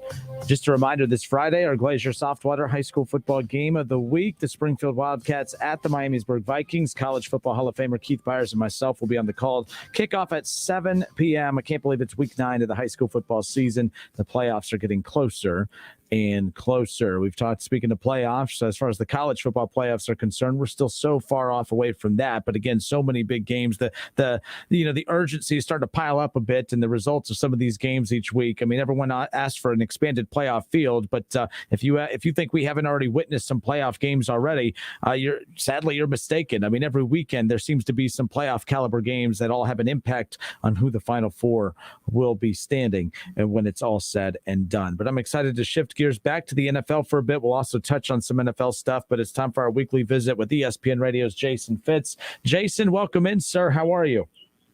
I'm great. And that's, by the way, really well said by you that, I feel like every weekend in college football, we're getting massive playoff caliber games that impact whatever the playoff conversation is going to be. So, it's one of the better years I can ever remember to cover the sport for sure. Yeah, that's what Kevin and I were talking about, like all this chaos. Like, I think that the one game that's coming up weekend that will really kind of turn everything upside down, as if, Alabama losing didn't open up a door for so many teams already. But if Kentucky, I'm not really sold on Kentucky. This kind of reminds me of that Arkansas matchup a few weeks ago with Georgia. But if Kentucky pulls off this upset this weekend, I mean, it's like kind of everyone gets out of jail. Everyone runs back out and has an opportunity again. Kentucky, Georgia, so much rides on that matchup, as crazy as it sounds this weekend. Yeah, and look, I would love to see a way where that could actually happen. And it's been fun to watch this Kentucky offense. Frankly, a lot better than I thought they would be. But I think Georgia's just a heads and tails better than everybody right now. What's going to be, but you're right. The entire college football community is rooting for Georgia to take this one loss, because now all of a sudden it's like everybody's undefeated. I struggle to figure out right now who definitively, like if you had to bet your house on who you think the second best team in the country is, I still think it's Alabama. And I'm not sure that I'd be comfortable saying anybody at number 3 is really in the same level as Alabama and Georgia. So that's part of what makes it fun to me at this point, but also part of what's going to make it interesting every week going forward, because I'm sure we all thought that Iowa was going to struggle with team speed to keep up with Penn State. And I'm not sure that game would have looked the same if Clifford stays healthy, but Iowa gets the win, and with that, they get some benefit of the doubt. So it's a crazy year. We're still a few weeks away from the first poll to be released for the college football playoff poll, but I'm curious your thoughts. I asked this to Kev. We've never seen, like, when you look at the AP top 4, the college football playoff poll, that very first one that's always released, it has never reflected the top 4 in the AP poll. And I'm curious if that, pattern continues, who's that odd link? Is it Cincinnati? When you look at the top 4 right now, let's say the playoff poll was coming out this week, Jason, who's that team that you think is most vulnerable of not matching the college football playoff poll for the 4 that's in the AP right now? Yeah, I think Cincinnati is, and you guys know this, I feel like every year I'm out here, and it's funny, I've had some people tweet me before saying that I'm part of the anti-Cincinnati ESPNers. I'm like, y'all need to listen to me more, because I feel like I've been one of the few that's waving the flag every year. But where Cincinnati sits with this committee, I think is going to be the most interesting thing that we'll see from the committee, and really how much they value him, because Cincinnati, as we all know, doesn't have a lot of runway left to pick up more momentum. So if they're undervalued by the committee, I'm not sure how they get sufficiently valued. If they're overvalued by the committee, I think you could argue, well, that will normalize itself over the course of the next month or so. But, if I was a committee member right now, you'd have a hard time convincing me that Cincinnati on a neutral field today couldn't be competitive with or beat teams like Iowa. So I'm not sure why we would devalue them. And this, like, if they're not getting value now, they'll never get value. Coming off that Oklahoma-Texas game, obviously Spencer Rattler was benched for the 5-star freshman Caleb Williams. How does this end for Spencer Rattler? Because he is draft eligible. Obviously, the transfer portal is there. Lincoln Riley said, we'll see how it goes in practice, talking about who will be starting versus TCU this upcoming week. How does this all end for Spencer Rattler? I think he's going to have to transfer somewhere else and go somewhere else because he hasn't put enough on tape to show that he can be a top pick in the draft at all. And I'll also, though, I will critique Lincoln Riley, and one of the glorious things for me every Saturday watching games with Harry Douglas and, Harry, former Falcons player, but also Louisville great. The number of times he has sat in the room and just yelled at the play calling of Lincoln Riley. We've decided that Lincoln Riley is a golden god, but I'm not sure situationally he's been a golden god this year. So it feels like they've run the ball at strange times. They've audibled in strange ways. So I don't know if that's Spencer Rattler or if that's at some point Lincoln Riley. I'll be interested to see what he looks like under this. But yeah, that ship has sailed. And, realistically, Spencer Rattler took a step back this year, and that's going to be the great fail for Oklahoma for this season, is that they don't look that great because their quarterback didn't play up to expectation. Yeah, I was talking to some buddies of mine. I was like, Spencer Rattler just hasn't lived up to what is expected from an Oklahoma quarterback. You look at Baker Mayfield, you look at Kyler Murray, you look at Jalen Hurts. Jalen Hurts showed up, with 1 year and basically got drafted to the NFL off of his one season at Oklahoma. And Spencer Rattler was handpicked from Lincoln Riley, and things even last year, he just didn't look like an Oklahoma quarterback. And now this season, he's doing more of the same. But then you plug in the freshman, and then he looks like an Oklahoma quarterback typically looks, putting up points and everything like that. Is very strange. Yeah, I also think there's an element of the other quarterbacks you mentioned with Baker and Jalen and Kyler, they were all guys that locker rooms gravitate to. And you could see it on the sidelines during the games. You could see it when they were playing. Have we seen that at all? Like when Spencer Rattler has his moments, and he's had them throughout the course of this season, when he's had them, does it feel like the whole sideline is just gravitating to the guy to be like, dude, that West Virginia game, yeah. I mean, it feels like he's isolated. He never got everybody in the locker room to buy in. And I believe that matters at the college level at some point more. And when you talk about the success that we've seen from previous quarterbacks, they've been able to do that. Spencer hasn't. That's going to be, in my mind, the biggest failing. Not just the fan base didn't buy in. I don't feel like the team ever bought into him. Yeah, it's interesting because, big picture, when I look back at throughout the history of the college football playoff era, you go back to when Dabo Swinney had to, Kelly Bryant led Clemson to a playoff appearance. They were undefeated that next year. Then he benched them to bring in the true freshman Trevor Lawrence. They never looked back from there. Tua Tagovailoa, Nick Saban had to make that tough decision at halftime of a national championship game to bench Jalen Hurts and to bring in the true freshman. Every top coach in football, at some point, it's the nature of having so much talent. You're going to be pressured into making these tough decisions to bench one really good player for another good player. Ryan Day is going to have that opportunity come up with C.J. Stroud at the end of the year. Imagine if the Buckeyes go to the playoff with C.J. Stroud, and then all of a sudden next year all eyes are on Quinn Ewers.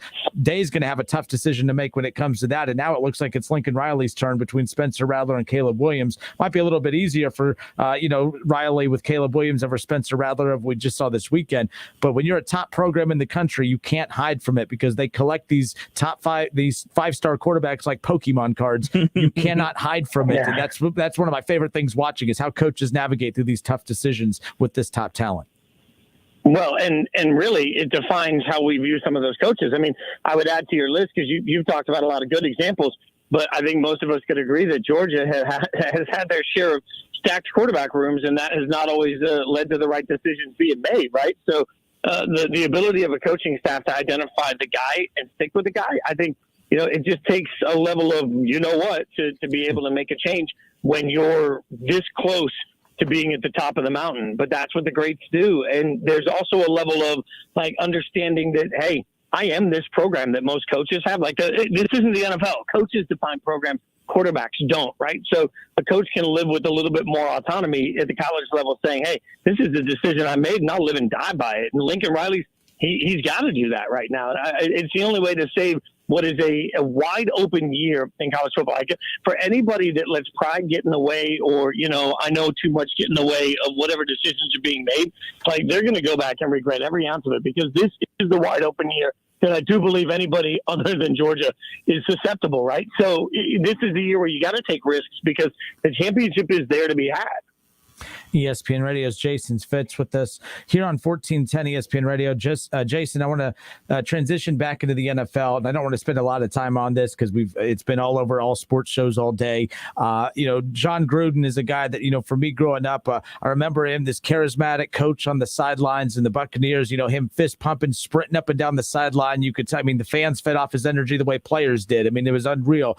I was a fan of his. I was a fan of his at ESPN. I was a fan of his when he went back to the Raiders. I think he was great for football. I'm disappointed. I'd say, every time something like this happens where guys get exposed for who they truly are, it opens up the door to be disappointed by, some of your heroes. Gruden's not a hero of mine, but I definitely found him to be one of my favorites. So disappointed in everything that has transpired over this past week. It started out this past Friday, and then more started coming out over the weekend and into early on this week. I know you're a Raiders fan. Your overall takeaways of what's going on with the Vegas Raiders right now. Again, John Gruden no longer the head coach. Yeah, I think, ultimately, number one, let me say this. It makes me proud to be a Raiders fan today. And I know that sounds strange to a lot of people, but the Raiders have been defined for generations as a team that they don't care where you're from. They don't care what you look like. They don't care what your gender is. They will hire great minds that they think can help them win football games. And that inclusiveness and diversity is part of what I've always been proud of being a Raiders fan. And they had to make a real decision. This was Mark Davis's statement time to let the world know what he stands for. This isn't Al Davis's team anymore. And for Mark Davis to stand up, I think was not only the right thing to do, but it was done so quickly that I feel great about that portion of it. But I think, like so many people, disappointing. I hope that Coach can look back at his words and learn from it and realize why he's in this situation. The Raiders have put themselves in a situation that obviously by cleaning house with Gruden, that means everything's up in the air. That means, is Mayock going to still be the GM? Are they going to bring in a coach that wants an all-new room? Is it going to be an all-new room of coaches? Will Derek Carr still be there? I mean, this could start a 5-year rebuild for the Raiders. So in that sense, not an easy decision to make. But when you read the words, an easy decision to make. So I'm glad that the organization prioritized humanity over wins and losses. And if it makes things more difficult for the next several years as a Raiders fan, it was still worth it to me in my eyes to be able to stand up and be proud today that I put a Raiders shirt on every Sunday. Moving to the field, Lamar Jackson and the Lions got another crazy comeback victory last night. How long can Lamar play like this? Because it kind of reminds me of how Shoelace from Michigan, when he was a quarterback, like it was like he's doing everything. He's responsible for the run game. He's responsible for the passing game. How long can Lamar pull this hat trick off that he's pulling with the Ravens? Forever. I think we got to understand that this is Lamar. And that's the craziest thing to me is that, we kept saying, he couldn't beat people passing, and then he destroyed everybody passing. And so, you've got to look at that at some point and say, hey, this is the Lamar that's capable of anything. And while we look at it and say, oh, he can't keep taking these hits, I would still challenge. Watch him. He's so slippery. He doesn't take a lot of direct hits. Like, the guy knows how to protect his body even when his body is in a bad situation. So I genuinely think this is Lamar Jackson. And, will he play for 20 years this way? No, at some point, his body will slow down. Everybody's does as they get older. Like if you watch Aaron Rodgers 10 years ago versus Aaron Rodgers now, it's a different version of Aaron Rodgers. But this is Lamar Jackson. And I think the Ravens at this point, the earlier they get him locked up to just an obscene amount of money, the better, because he's not going anywhere for the next decade. I genuinely think we're looking at a modern version of, a little bit of Steve Young meets a little bit of Randall Cunningham meets a little bit of any other athletic mobile quarterback that can also beat you with their arm. That is who Lamar Jackson is. And I think it's time for us to stop figuring out when it's going to end and appreciating that it's going on. This is unstoppable. Stephon Gilmore. I mean, he ends up with the Panthers. How come a team like Tampa Bay, who's looking for secondary help, and goodness gracious, the Kansas City Chiefs are looking for anybody that can play any type of defense? How come they weren't in the sweepstakes for him a little bit more? They should have been. I think everybody should have been aggressive on this one. And, obviously it was a trade, not a cut, and that's a smart move by the Patriots, but it's a 6th-round draft pick. I mean, I think any team that looked at it and said, today's our window, should have been super aggressive. I think the Chiefs, by the way, are a real part of that conversation. Like if you had the opportunity to go out and fix a need, then you give up whatever it takes to fix that need. And I'm surprised that Tampa Bay didn't do it. I'm surprised that the Chiefs didn't do it. I'm even surprised that the Rams didn't look at it, because they're right in the thick of this. Like anybody that looked at it and said, hey, I can restructure some money and figure it out, which almost everybody can, should have tried to figure it out. So the Panthers go all in, which is only curious because now we're going to figure out if they actually have a quarterback they can go all in. That defense, when it gets healthy, is going to be elite. So the question is, can Sam Darnold be who Sam Darnold thinks he can be? And if the answer to that is yes, then the Panthers are going to go on a playoff run, and they will have been sneaky valuable in this process. I didn't even think about the Rams. Imagine Gilmore and Jalen Ramsey. That's pretty scary to pass on. I would have done it if I was the Rams. I mean, I'd have restructured because they've got funny money they can do if they work around some quarterback money. I'd have figured it out and just keep loading up if you know your windows right now. Jason, we talked about college football with how wide open of a season that is. I mean, especially in the history of the college football playoff, this does appear to be as wide open as far as not even knowing who the top 3 are going to be. Like usually at this point, we know, all right, it's going to be 1 through 3. It's really just figuring out that 4th one. But the NFL, different playoff format. But man, I can't remember a time where the league has been so wide open as well. There's so many good teams, even the average teams, the gap between average and top teams isn't really that big. Is the NFL, I know it sounds like a weird question, is the NFL just really, really good this year, or is it really, really average? So many teams that have so many strengths on one side of the ball. There's really not a whole lot of complete teams in the NFL as far as offense and defense. The Bucs, we thought would be that. They have so many they're struggling defensively at times. You look at the Chiefs, my goodness. I know you as a Raiders fan are happy to see that the Chiefs are human a little bit. What's going on in the NFL? Really, really good, or is it really, really average? What's your take on that? It's really, really average, but really, really entertaining. Like it's video game football, right? Like there's not a lot of great defense being played out there. You're totally right. And, a show I've been pitching to ESPN that, hopefully someday I can get made would be putting a bunch of playoff committee people together and doing the NFL version of it. Like ask yourself now, if you can only pick 4 teams in the NFL to go to the playoff, what four are they? Because it is not easy to figure out who the four best teams are. And frankly, I think the other thing too is like the teams that are at the top of that list, we have brand doubt on. So like people don't want to give the Bills the credit that the Bills are really due right now.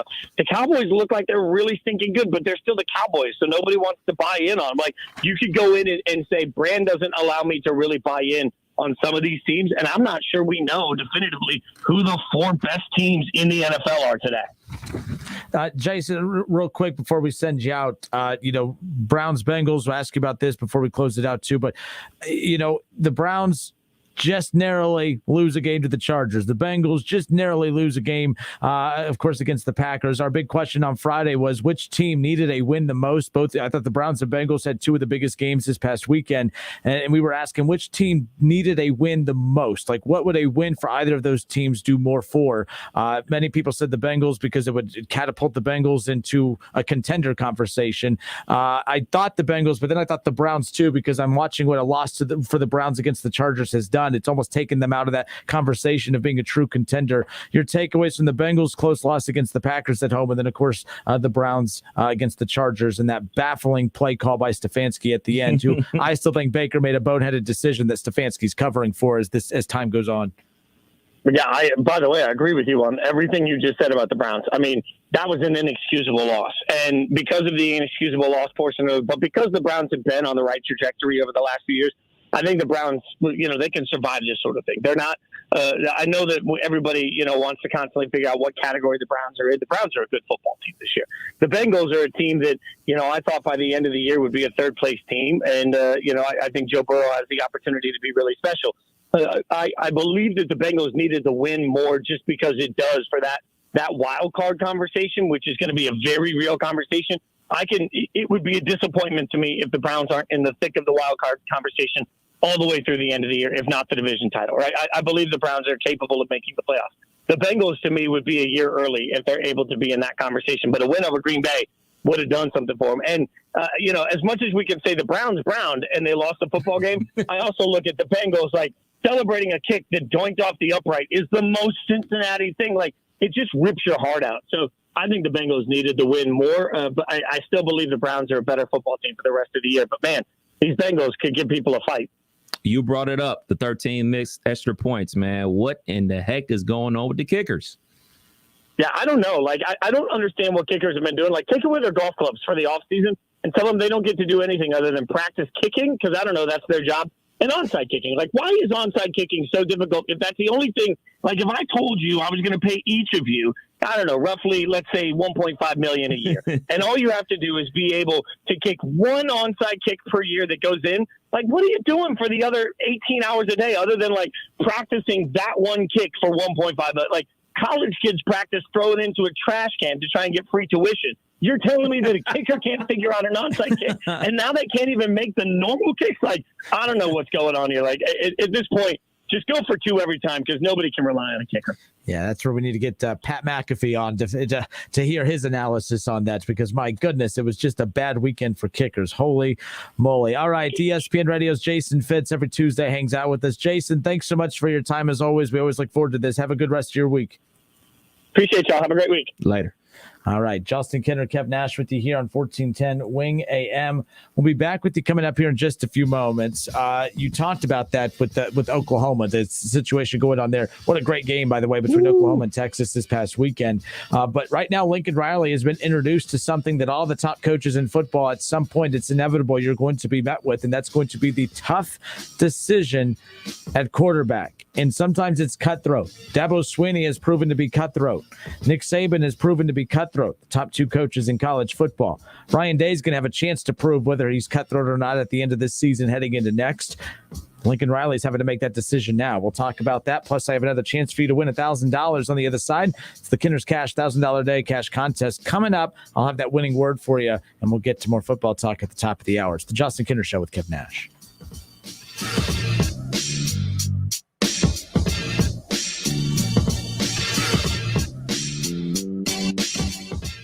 It's the Justin Kinner Show with Kev Nash, presented by Orion Sports Medicine. Ready Ready for renovations? Arts Rental Equipment has the tools you need to make your home, lawn, and garden stand out this year. From brush chippers to cutoff saws, no job is too small or too big. Visit your local Arts store today. Work smart. Rent from Arts. But we have a truck leaving with a big order on Tuesday. Tina's floor manager retired, leaving her tortilla factory flat out. What do you mean she's on a silent retreat? She must fill the role and all those orders. I oversee production. Indeed can help her hire great people fast. I need Indeed. Indeed you do. Schedule virtual interviews and talk to candidates right from your employer dashboard. Visit Indeed.com/credit and get $75 towards your first sponsored job. Terms and conditions apply. Fall savings inside the Home Depot means something different once you get out there doing. For example, in here, it's a wide selection of Samsung laundry appliances. But out there, it's your home running like a well-oiled machine.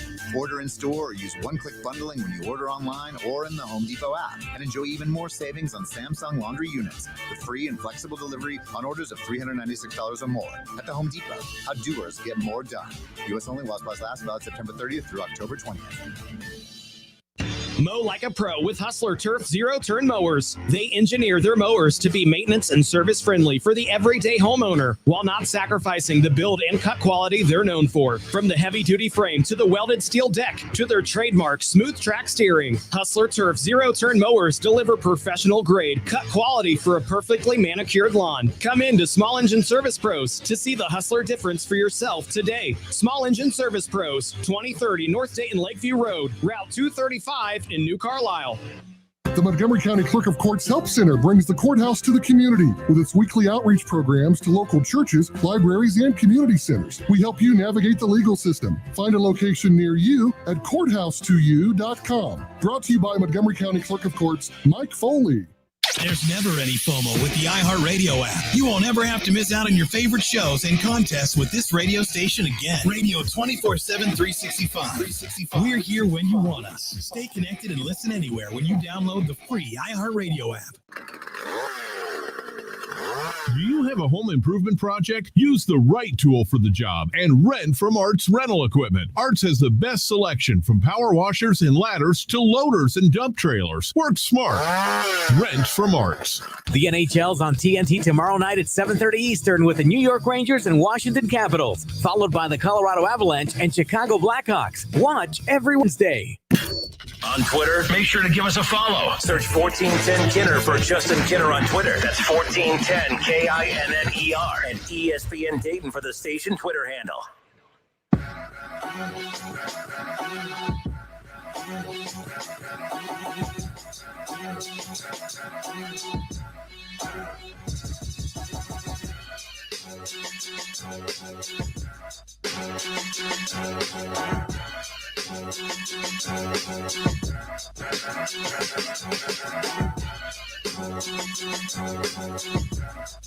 MLB playoffs going on right now as we speak. The Houston Astros lead the White Sox 5-1 in the top of the sixth inning. Kevin, it's interesting. I hear so many people complain about Major League Baseball saying how, it's your most important games and you slap them on in the afternoon on a Tuesday. Well, I don't necessarily have a huge problem with that. For one, people don't have a hard time getting to these games because they're all sold out. Mm-hmm. So clearly it's not like impacting attendance at these games. And clearly the ratings show that people still watch right now with everything being accessible on ESPN Plus and on these apps and everything else. And not every game is on ESPN Plus, but my point is everything's accessible more now so than ever. My thing is no one rips March Madness for slapping it on a Thursday. I mean, you would think that March Madness would say we're going to pick a Saturday to have the first day of March Madness. No, they do it on a Thursday.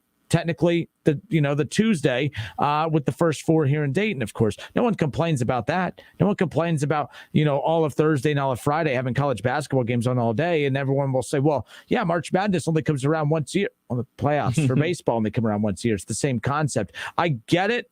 It's baseball so easy to rip for their decisions. I just don't think this is one of those to rip them for. I don't have a problem with it. I kind of enjoy midday baseball being on playoff baseball on top of that. Now, if you're slapping World Series games on a Tuesday afternoon, I could see why people are concerned about that. But there's a reason that March Madness in the first round, when there's so many games, they're slapping on games all day. But there's a reason that as you get to the Elite Eight and you get to the Final Four and you get to the championship game, it's prime time. It's at night, not big noon kickoff, by the way. It's at night where primetime games are supposed to be. You know what I mean? Like, do you have a problem with baseball having its playoffs on during the day like this? No, I don't have a problem with it. But, I mean, they're doing it for everything that everybody does everything for money. Yep. Each game is on independently. You know, games aren't on at the same time. Just like this Astros White Sox game is on right now. Then at at 6 o'clock, you get another game. And then probably at 9 o'clock, you got the West Coast game. Every game is on independently. So every baseball fan that just loves baseball in general has access to it to watch that game. There's no turning back to this game or turning back to that game. You know, they're independently watched. So they're doing it for a purpose, you know, so that team can get all their money. They can get every dollar they can get. And MLB is selling their product just like everybody else is selling their product. If my team was playing and I had to work, I would be watching. If the Reds were on, I would watch. It's no different. Like, I would be using a PTO day and going to B-Dubs to watch the game. Yeah, the problem is we just don't have enough of those. So. The other thing, too, like, for college basketball, like the Dayton Flyers, sometimes when they play those invitationals, sometimes they're playing slap dab in the middle of the week, in the middle of the day. And guess what? It's on in the studio. Yeah. Guess what? It's on at everybody's work around the city. Everyone's finding a way. Trust me, if it's a product you want to watch, you will watch it.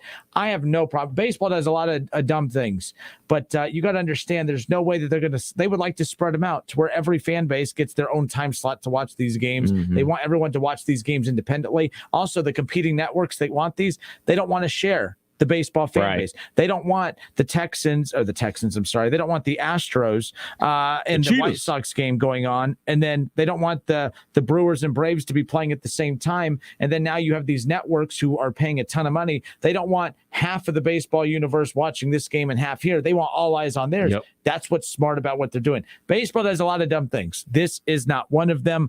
And everyone complaining, saying, oh, I'd love to watch it during the day.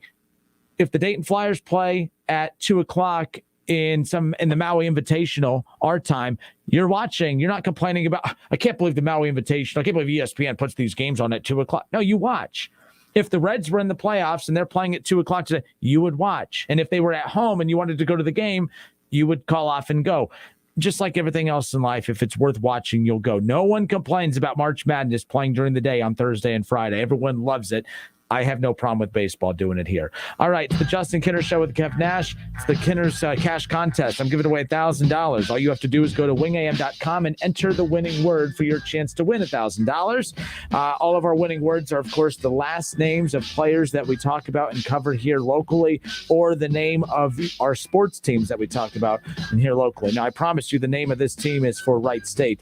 It's not the Vegas Raiders, who have been in the headlines all day today. But head to wingam.com and enter the winning word Raiders for the Wright State Raiders, of course. Enter the winning word Raiders at wingam.com for the Kinner's Cash Contest $1,000 a day giveaway. Put them Wolves in the chat. Exactly. See, and keep in mind, I make so much money in radio. I mean, I tell you guys all the time, my boss every day, hey, Kinner, you want a raise? Kinner, you want a raise? Boss, stop bothering me about a raise. I don't want no more raises. I have no more room for all my money. Just stop giving me raises. So I figure I'll give my money to you guys because I make so much money in radio. I mean, you have no idea how much money people make in radio. It's so much. Okay? You got to get in it. So you got to get. So I'm giving you my money, folks. I'm giving you $1,000 a day. I'm giving you a chance to win $1,000 a day. Enter the winning word Raiders at wingam.com. Hour 3 coming up next.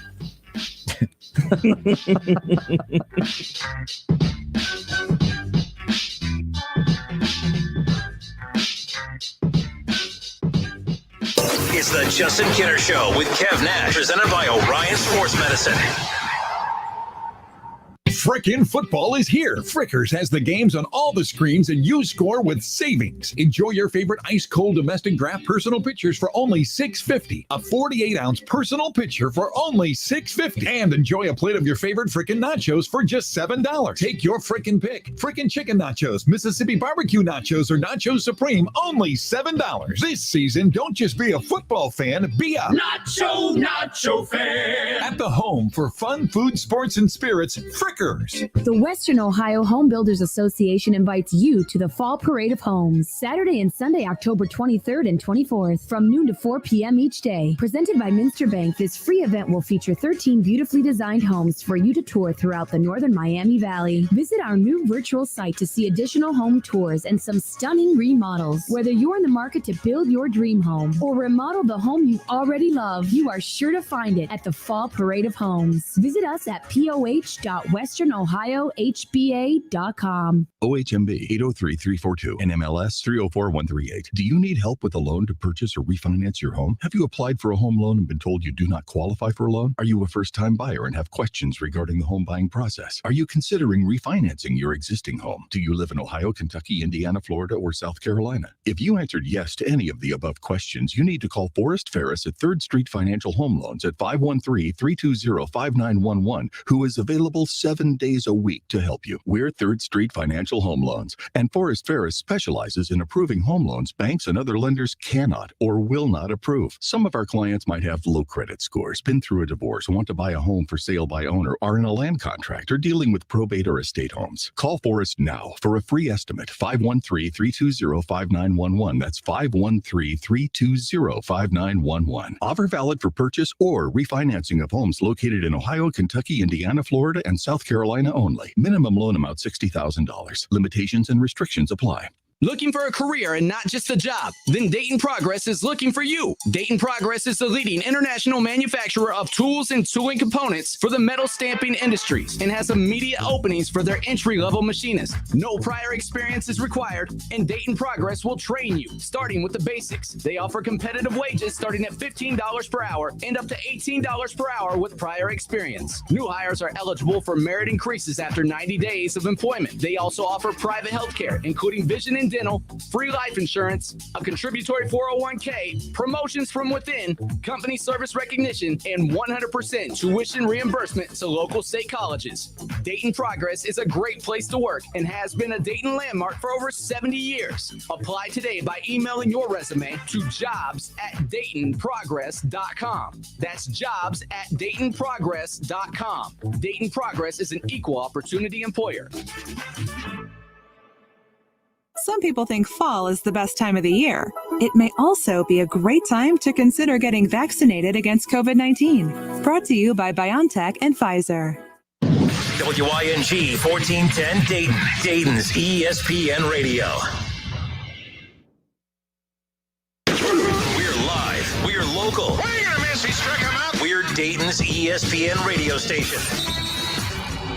Let's send it to the WING studios for Dayton's only local sports talk show. It's the Justin Kinner Show with Kev Nash, presented by Orion Sports Medicine. All right, hour 3. Justin Kinner, Kev Nash with you here in 1410 ESPN Radio. We're live on Facebook. Head to Facebook, search the Justin Kinner Show, like and follow the show page, and of course, watch the show and be a part of it by leaving your comments. Interact with us in the comments section, and that will pull your comments into the show and interact with you that way, unless you're David Shaw, who never says anything worthwhile. Okay, I'm just joking, Shaw. Even I felt bad saying that as it was coming out. Like, I say mean thing. I didn't mean that. But he put a dumb response to your Wright State Raider thing, so I had to I don't take no Raider slander over here. Yeah, so there you go. Who's your team, Shaw? Who's your basketball team? Any team. I mean, all he does is bash Michigan as a Michigan fan. And then when we say something bad about Michigan, he does the whole hoity-toity, oh, well, what does Michigan have to do for you Ohio State fans to give him any credit? Not be garbage. How about that? Is he a Michigan basketball fan too? I have no idea. I'm assuming so, yeah. Okay. Possibly. That's fair. They walk the same streets as us. There you go. Ramil Robinson ain't walking through that door. All right. It's the Justin Kinner Show with Kev Nash, presented by Orion Sports Medicine, OGW Energy Resources. So we touched on this with ESPN Radio's Jason Fitz, but an interesting thing happening with the Oklahoma Sooners. This past weekend, there's so many great things that happened in college football. For one, just from a smaller standpoint, Cincinnati, a team an hour south from here, of course, took care of business. They, played Temple, big whoop, right? But the thing for Cincinnati moving forward is going to be not just winning, but winning convincingly.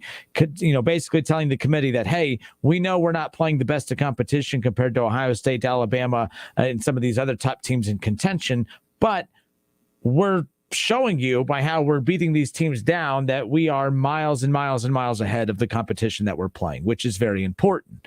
And Cincinnati did that. They checked that off the box. They beat Temple. They beat Temple convincingly. Next. On to the next one. Okay. Ohio State, they take care of business against Maryland. CJ Stroud, fantastic. They're I think, 4 straight games now with a defensive touchdown. You touched on that last week. What was really funny about that, I'm listening to the game. Paul Keels said, at this point, Ohio State, Maryland's probably not going to pass anymore. It's just about running the clock out. Maryland looks like they want to get out. Literally, the second he said that Ohio State's streak of consecutive games with the defensive touchdown, not going to happen, and that big booming voice of his, and then boom, pick 6, and it was so funny and awesome. I love when that timing happens right there. It was perfect. But it continues. A lot of things going right for Ohio State. Like I said, if the worst thing in life is that Ohio State looks a little sluggish and still beats teams by 21. I mean, they beat Tulsa by 21. We acknowledge that was not a good win. All wins are good wins, maybe, but not in college football. Sometimes a win could be bad. Clemson beat North Carolina 2 years ago, 24-23, and I remember everybody wanted to run Clemson out of college football altogether. Like, how could you beat Clemson with Trevor Lawrence and only beat who at that time North Carolina was just coming onto the scene? I think it was the first year of Mac Brown. But there are such things as bad victories in college football. Cincinnati is trying to avoid those. Ohio State had one against Tulsa, only winning by 21, right? They look like they're back on track. You have the SEC's Alabama, number 1 team in the country, goes down. Everyone loved that, okay? But Texas, Oklahoma provided a very interesting scenario. Spencer Rattler looked okay last year, looked solid. Didn't look like, but he didn't live up to the Baker Mayfield, to the Kyler Murray, and even the 1 year Jalen Hurts. You talked about that with Jason Fitz just a few moments ago. But we thought, COVID year, wonky season, full regular off season, full regular camp, get back to the normal. We'll see what happens.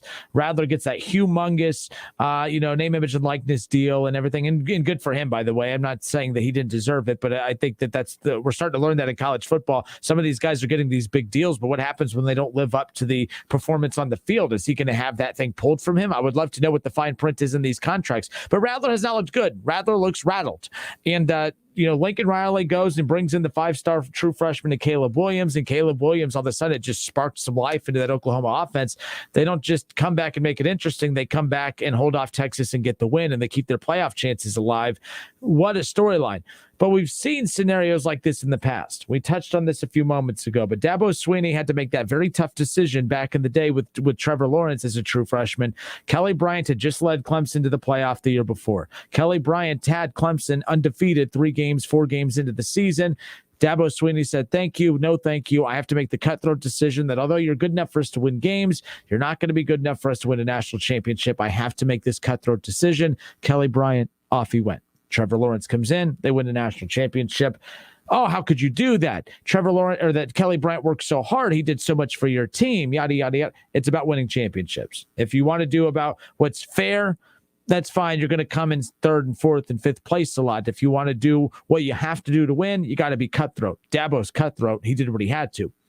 Nothing gets more cutthroat, though, than benching your veteran quarterback at halftime of a national championship game. We've talked about that a ton. Nick Saban had the cojones to look at Jalen Hurts, a guy that got his team to a national championship, that did everything that Nick Saban asked of him. Win, win, win, continue winning. Cutthroat, though. Nick Saban had the cojones to bench him at Jalen Hurts at halftime of a national championship game. Not just bench the veteran player who got them to the title game, but to bring in a true freshman. That takes some cojones. And he did it. It is cutthroat, and he won a championship. I still argue to this day that Urban Meyer lacks that cutthroat ability to be able to make those selfish, tough decisions. Now, you're probably saying he makes a lot of selfish decisions, but you know what I mean. That cutthroat decision, Urban Meyer lacks that cutthroat decision-making ability where he can. And again, this isn't a bad trait, by the way. I feel bad that I'm knocking Urban for this. He cares so much about the players on an individual basis that it's very difficult for him to hurt their feelings. And I'm not mocking him for that. That's why Urban is one of the best of all time college-wise, because of that ability to connect with those college athletes. Like, they felt like he had their back. He could not make that cutthroat decision with JT Barrett. And that's what I feel like there was a playoff left on the table, potentially a championship left on the table by sticking with Barrett instead of going with Dwayne Haskins, who was a Heisman finalist in his one and only year playing. JT Barrett, 3 or 4 year starter, never once was a Heisman finalist. There you go. It is what it is. So now all of a sudden, Lincoln Riley finds himself in this situation that all the greats have been in.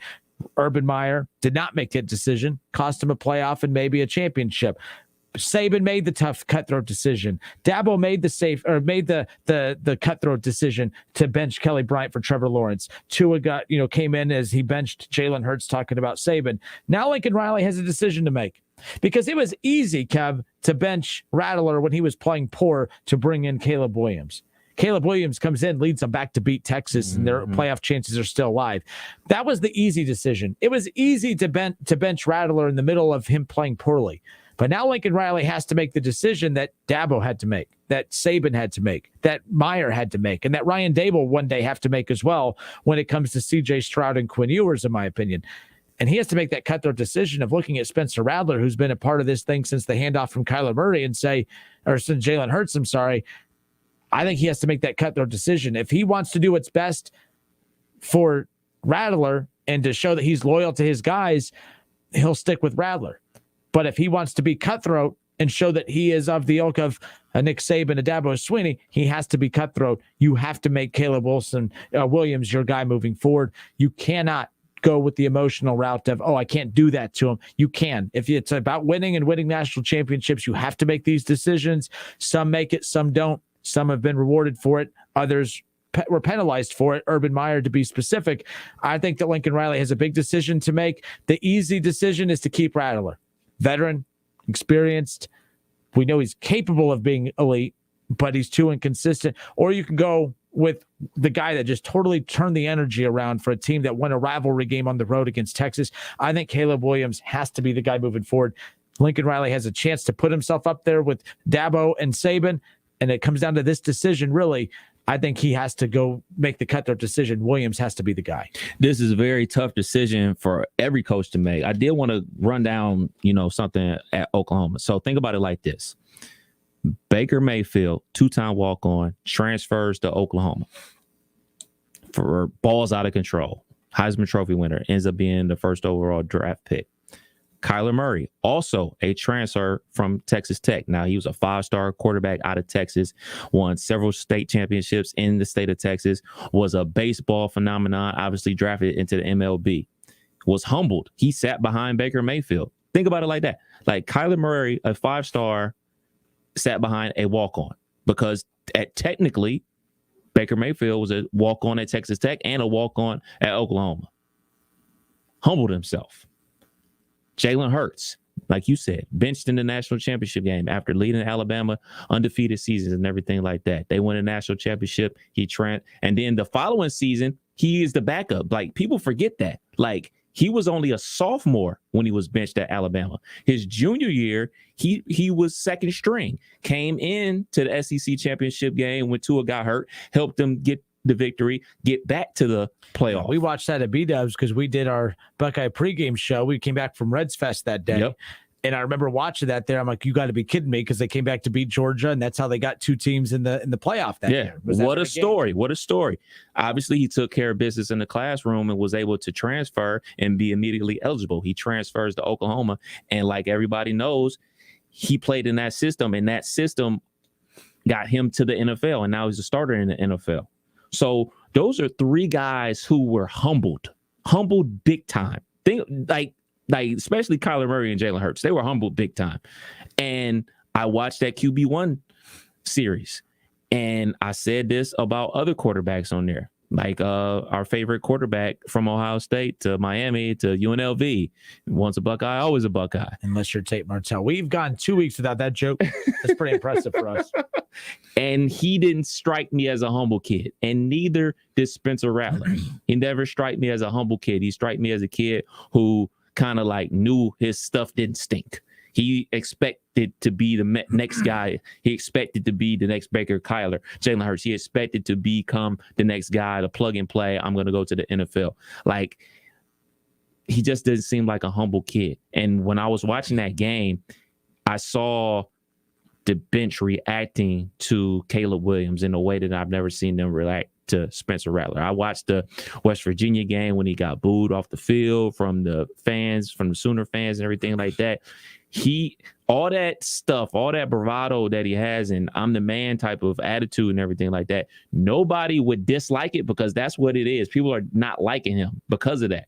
But nobody would care if you were performing on the field, and he's not performing on the field. So fast forward to him putting in Caleb Williams. What Lincoln Riley has to do, and I'm a firm believer in this, he has to keep both QBs on the team this year because you're going to need them. I think you're going to need both guys because you can't tell me that a freshman quarterback like dropped into the middle of the season is going to be able to take you to the promised land. I think that you're going to need Spencer Rattler because he needed him in that game. Shown us that can be done. You know what I'm saying? But elite, but he needed him in that game also because he can for the 2-point conversion because Caleb Williams doesn't have the full grasp of the playbook yet because he's not playing a ton like in camp.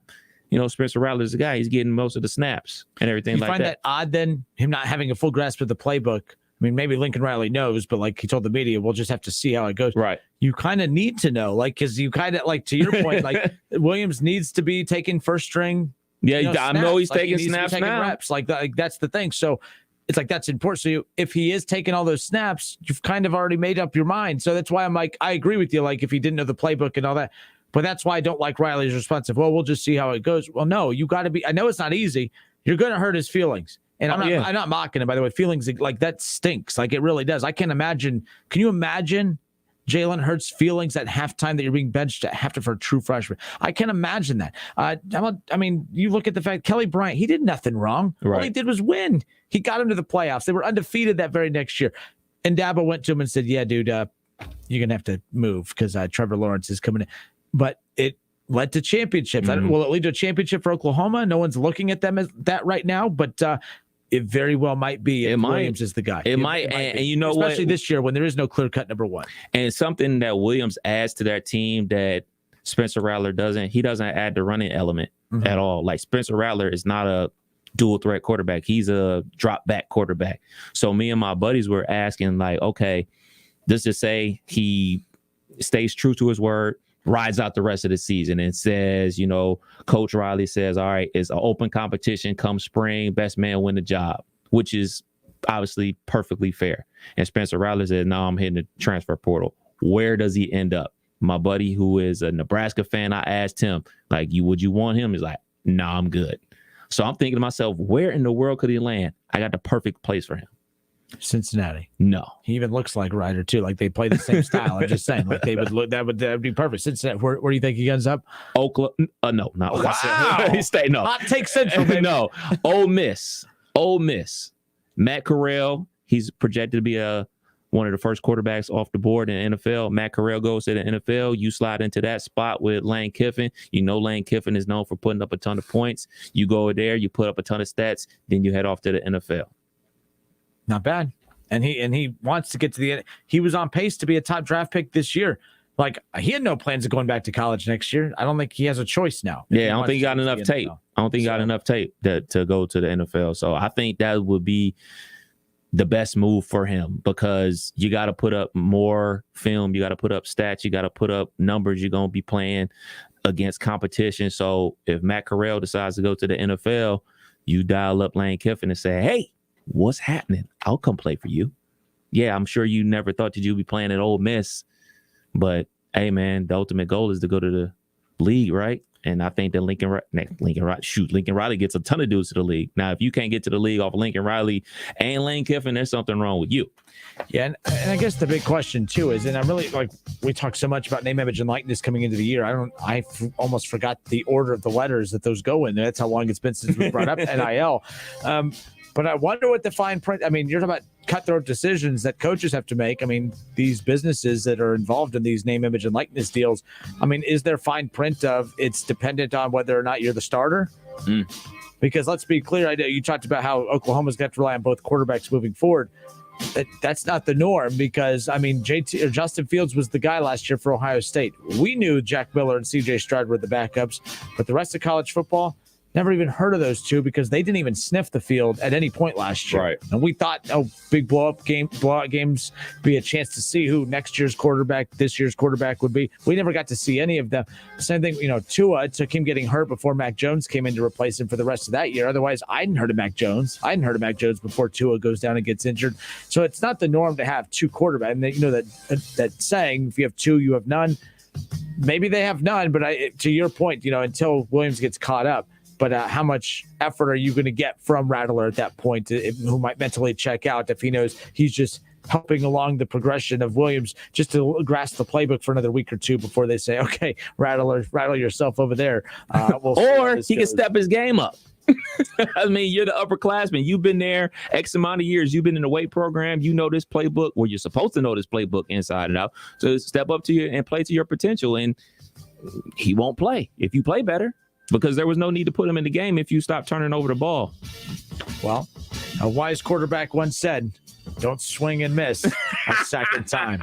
We'll be back in just a moment.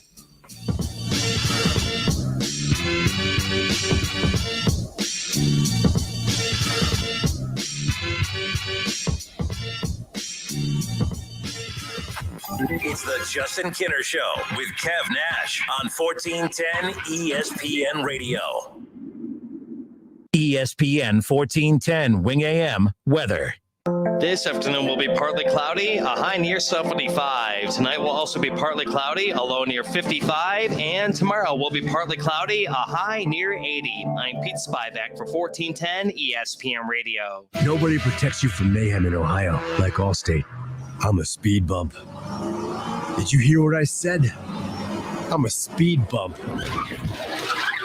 And if you have cut rate car insurance, the cost to reattach your muffler could really be a bump in the road. So switch to Allstate, save money, and be better protected from mayhem, like me. Based on coverage limits selected, subject to terms, conditions, and availability. In most states, prices vary based on how you buy. Allstate Bar and Casualty Insurance Company and affiliates, Northbrook, Illinois. Still looking for that one special voice that makes you fall in love with podcasts? The one is out there and free on Spotify. With over 2 million shows and today's most talked about podcasts, Spotify is the best place to find that one special show that makes you laugh, keeps you interested, and keeps you listening for more. Whatever you're into, get way more into it with a podcast. Find the one you've been listening for right now, free on Spotify. The whole goal is to point people to something bigger. What if the news was different and covered more than one side of the story? Not just the who or the what, but the why.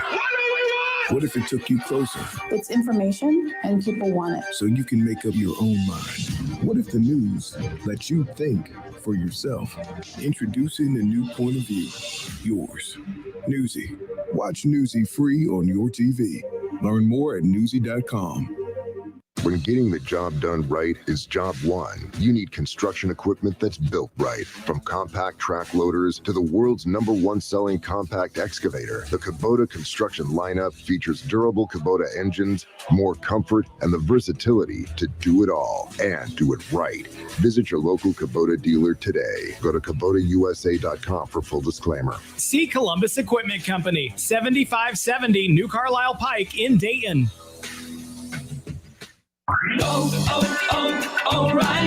O'Reilly Auto Parts specializes in keeping your car on the road. Not sure how much life is left in your battery? Our professional parts people will test it for free. If it does need to be replaced, we'll help you find just the right one to fit your car. Our Superstar batteries are built to handle even the toughest conditions. Visit O'Reilly Auto Parts today. O'Reilly Auto Parts. If the Oral-B IO electric toothbrush had a theme song, this would be it. I think you're gonna wanna see this. Only IO combines Oral-B's dentist-inspired round brush head with gentle micro vibrations for a brushing experience even dentists have hailed as literally the best brush I've ever used. Get the wow of a professional clean feel every day with the IO from Oral-B, the #1 brand used by dentists. You're gonna see what everybody's talking about. Oral-B, brush like a pro. With autumn's arrival, ISA-certified arborists recommend that fallen leaves be left alone or mulched to improve plant health. When leaves decay, they transform into organic matter absorbed by the soil to become moisture to trees through their roots, which helps trees weather drought conditions. Leaves are also a natural habitat for butterflies, chipmunks, earthworms, and others, which increases the population of beneficial insects for the next growing season. To learn more about the benefits of autumn leaves, contact an ISA-certified arborist near you by going to trees4ohio.org. That's trees4ohio.org. I learned long ago, if you've got the right tools and a little know-how, you can do it yourself. And no wall of mine's gonna get some dime a dozen paint. Pittsburgh Paints and Stains. Premium performance from its smooth application to that tough, washable one-coat finish. It exceeds expectations of what makes great paint. Pittsburgh Paints and Stains. Available exclusively at Menards. Gathering your family around the dinner table for a home-style meal from Lee's Famous Recipe Chicken is the perfect way to end a fall day. At Lee's, homestyle happens here with our 12-piece family meal for only $32.99. You'll get 12 mixed pieces of Lee's fresh, never-frozen Famous Recipe Chicken that's honey-dipped, hand-breaded, and pressure-cooked to perfection, served up with 3 large sides and 6 fluffy biscuits. Get a homestyle meal made easy with Lee's 12-piece family meal for only $32.99. Only at Lee's, famous for chicken. Hi, this is Eddie Sorrell, Body Shop Manager at Germain Honda of Beaver Creek. When you need a dependable body shop, we're here to help, repairing all makes and models. Our technicians have over 125 years experience. That means we can repair your vehicle quickly and efficiently. Our department is state-of-the-art with new equipment to get you back on the road quickly. We offer loaner cars during service and free estimates. Germain Honda of Beaver Creek, Route 35, just east of 675 between Xenia and Beaver Creek. The pandemic's reminded us we live in a sea of airborne germs that can assault us with every breath. Your nose is the body's first line of defense by helping filter out allergens, bacteria, and viruses before they reach your lungs. But like any air filter, the more clogged up it gets, the less it works. So how do you clean your nose? I'm Martin Hoke, and I didn't invent nasal irrigation. The neti pot's been around thousands of years, but I did invent Navage to make cleaning your nose easy. Navage uses powered suction to flush out mucus and germs that cause congestion, or worse, can make you sick. Over 2 million people use Navage to breathe better, sleep deeper, snore less, and feel healthier without drugs. Navage has over 70,000 online reviews averaging 4.7 stars because it works and it's easy to use. Go to Navage.com or find Navage at Walgreens, CVS, Rite Aid, Bed Bath, and Target. Now available with eucalyptus for a spa-like experience. Navage. N-A-V-A-G-E. Clean nose, healthy life. Staples Connect is a new world of possible with innovative tools for small business and remote workers and learners. Explore what's new at your local Staples store or staplesconnect.com. There are many ways to catch the Justin Kinner Show with Kev Nash on 1410 ESPN Radio, weekdays from 3 to 6 p.m. You can catch it live right here on 1410 Wing AM, or you can stream the show at wingam.com. But now we have another way that you can take in the show. You can now watch the Justin Kinner Show with Kev Nash live on ESPN Dayton's Facebook page. Listen, stream, watch. It's the Justin Kinner Show with Kev Nash, weekdays from 3 to 6 p.m. on 1410 ESPN Radio. Whether you're at home, at work, or in your car, tune in to ESPN 1410 Wing AM or stream us live at wingam.com.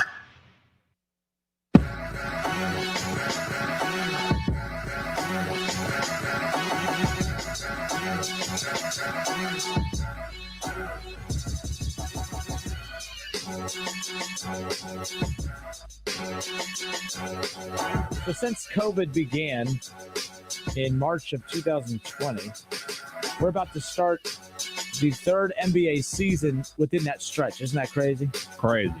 Like, I thought about that today. I'm like, holy smokes, we're about to start another NBA season, a third straight NBA season that's dominated by COVID headlines.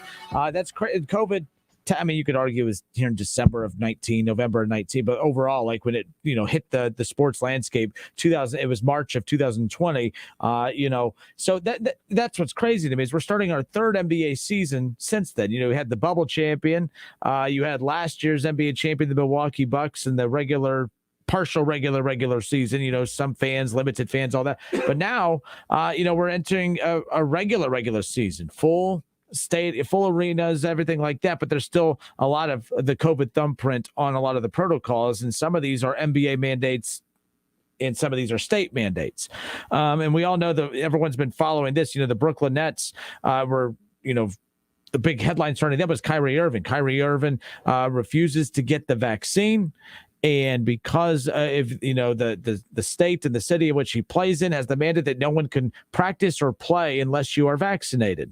Now, the only problem I have with that mindset is that away teams, an away team can come in with an unvaccinated player and that player could play there, but not the home team guys. So Kyrie Irving would not be able to practice at home or be able to play at home.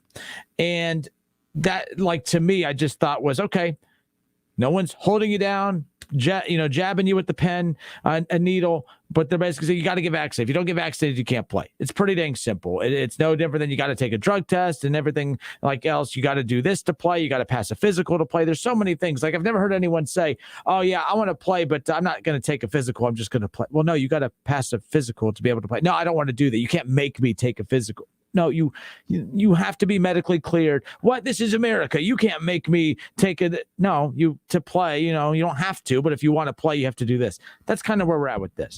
Now, the Brooklyn Nets have come out today and said that Kyrie Irving will not play. He will not play because they are not going to make these special arrangements for him to only practice and play on the road and then not practice or play at home.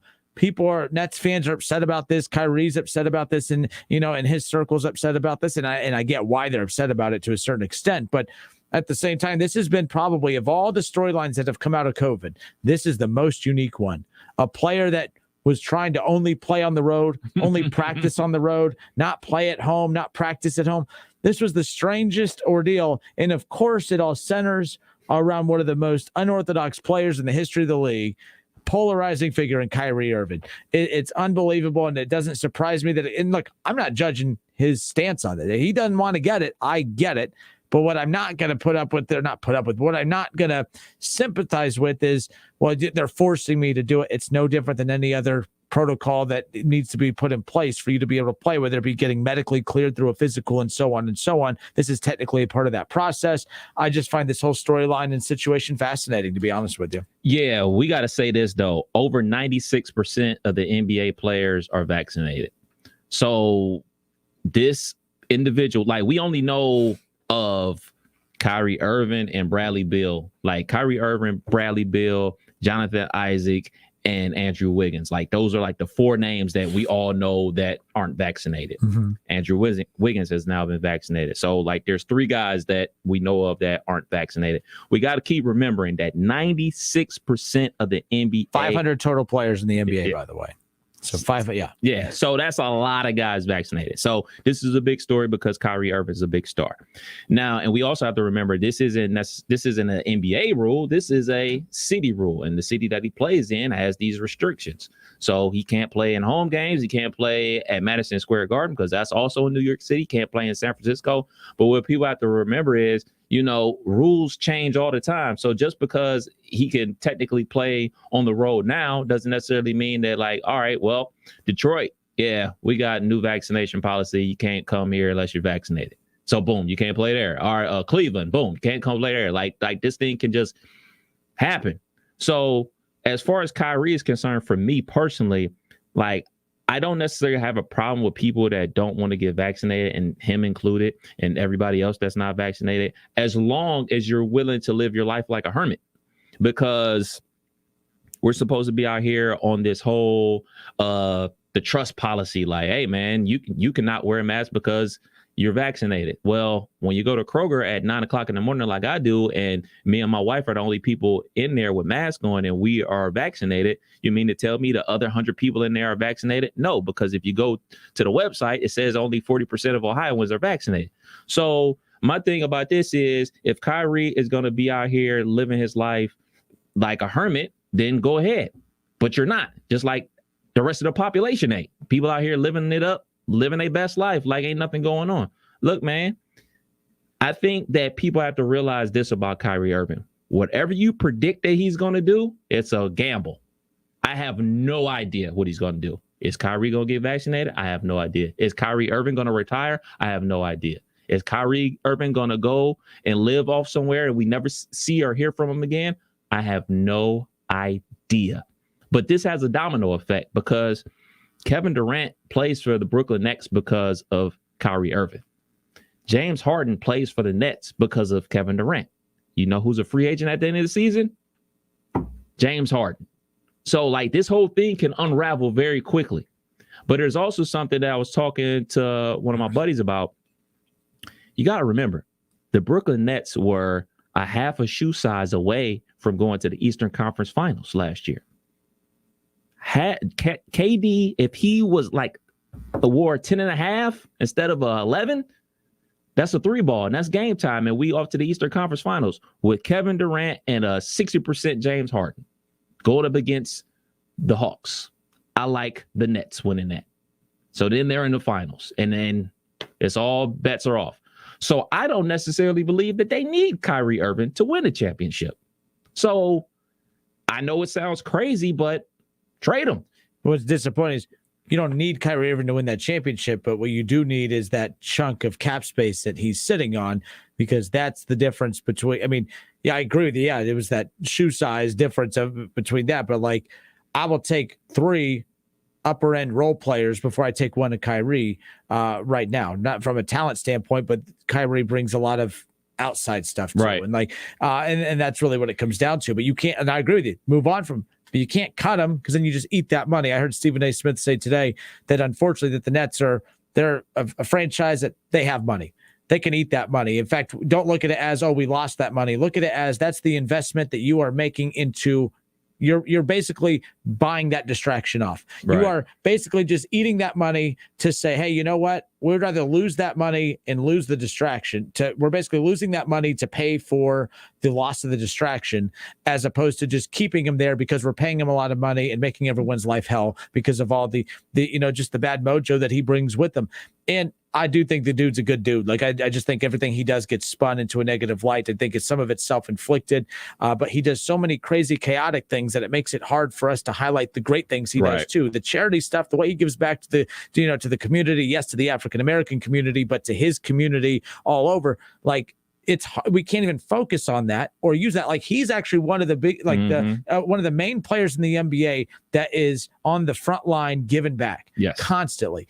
And we never hear about it, not because we don't care about it, but because with that, it's like he thinks because he does that stuff that he is able to give half effort here and there because, hey, wait, you can't question me. You know what I do for my community? You know what I do for the community I live in and for the Black community? You can't question me with what I do because now you're just out to get me.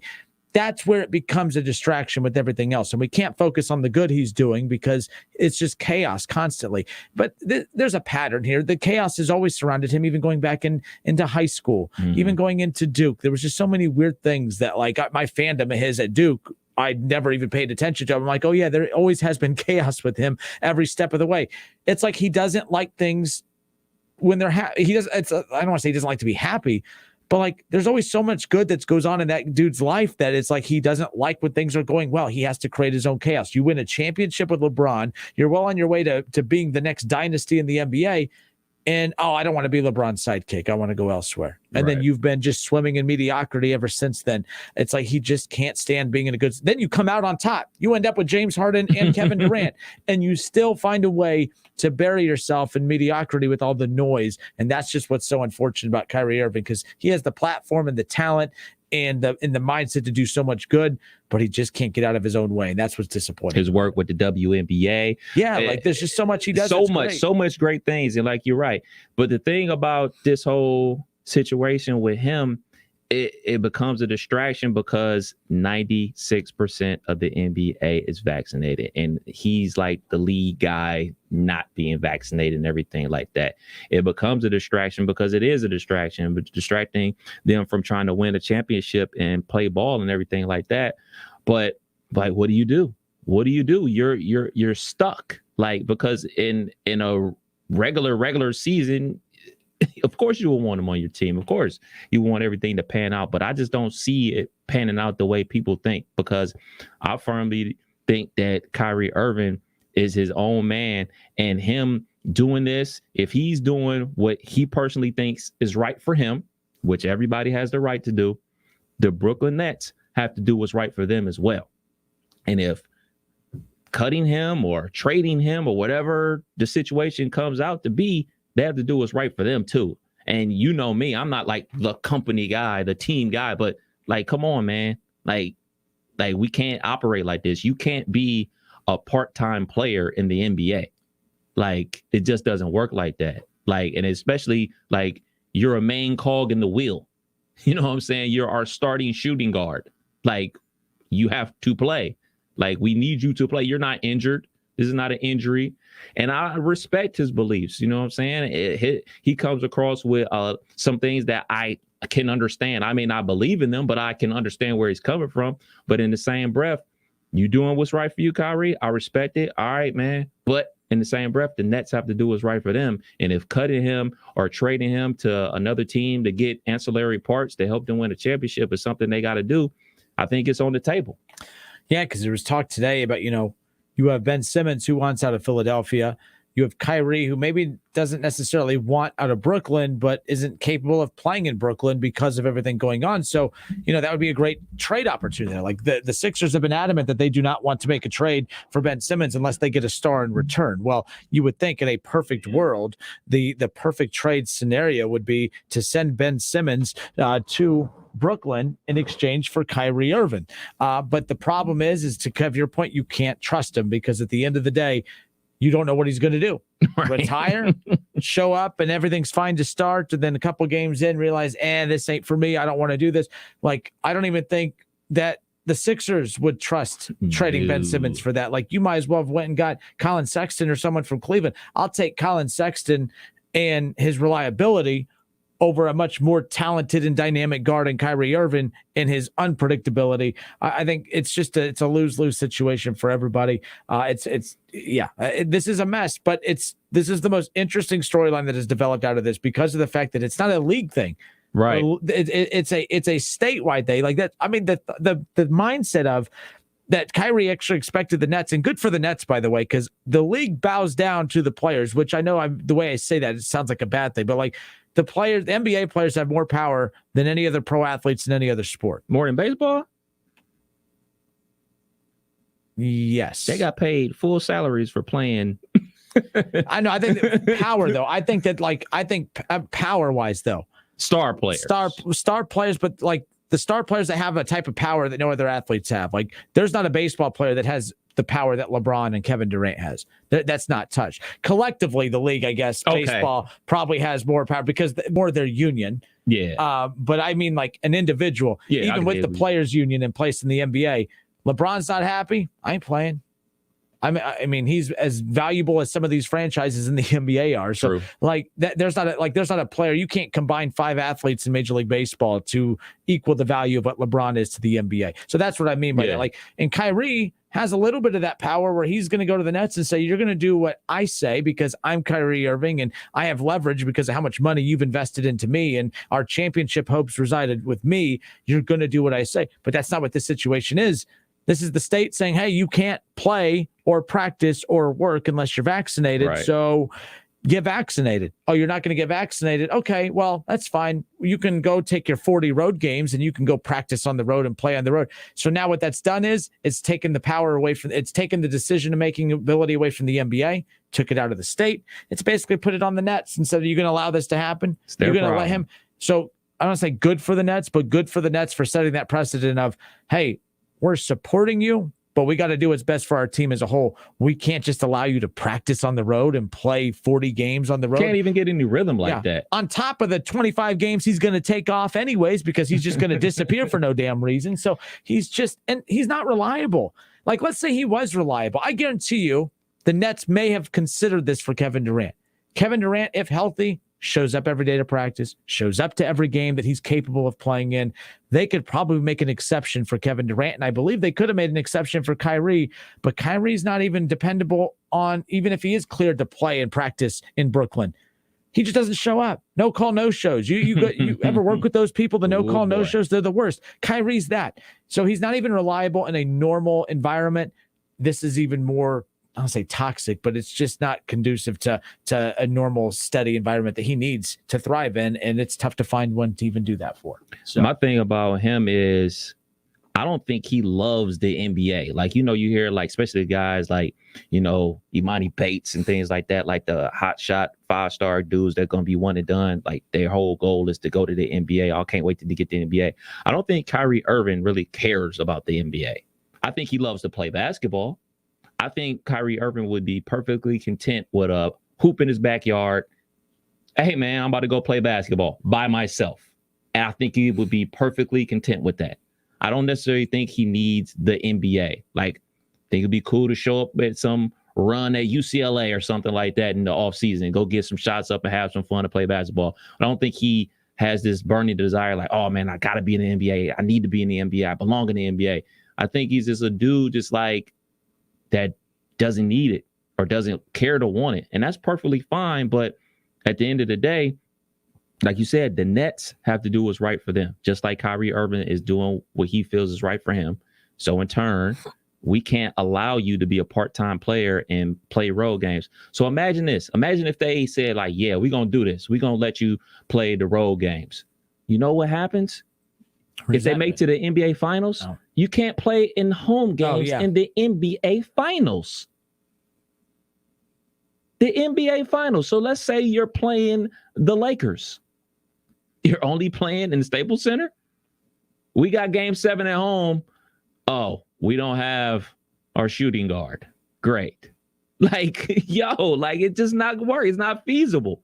It's not feasible at all, man. It's not a feasible situation, man. So, hey, man, he going to have to make a decision, man. He's going to have to make a decision to get that jab or, roll off into retirement and go do your great philanthropical work. You know what I'm saying? Do your community give backs and everything like that, and I applaud it. But you this can't happen, man. You can't be a part-time NBA player, man. It's not going to happen.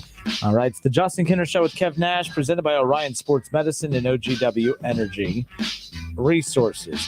We'll step away for a few moments, and when we come back, we'll just kind of highlight quickly. We'll take a look, like we've spent so much time recapping what a great week it was in college football this past Saturday. Huge week 5. The NFL officially wrapped up in last night's Monday Night Football game. But we'll take a brief glimpse into some of the top matchups in college football and the NFL this coming up week. And of course, we'll start to change our point of focus, transition our point of focus towards this coming up weekend slate of games coming up. We'll be back in just a moment. Justin Kinner Show with Kev Nash.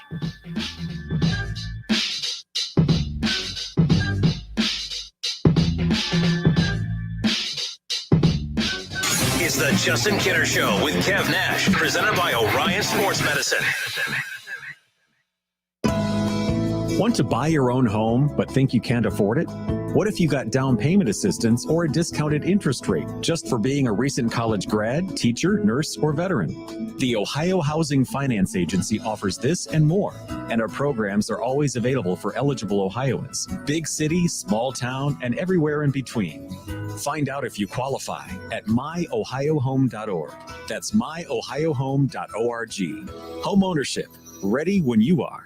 Frickin' football is here. Frickers has the games on all the screens, and you score with savings. Enjoy your favorite ice-cold domestic draft personal pitchers for only $6.50. A 48-ounce personal pitcher for only $6.50. And enjoy a plate of your favorite frickin' nachos for just $7. Take your frickin' pick. Frickin' chicken nachos, Mississippi barbecue nachos, or Nacho Supreme, only $7. This season, don't just be a football fan, be a Nacho fan. At the home for fun, food, sports, and spirits, Frickers. yours.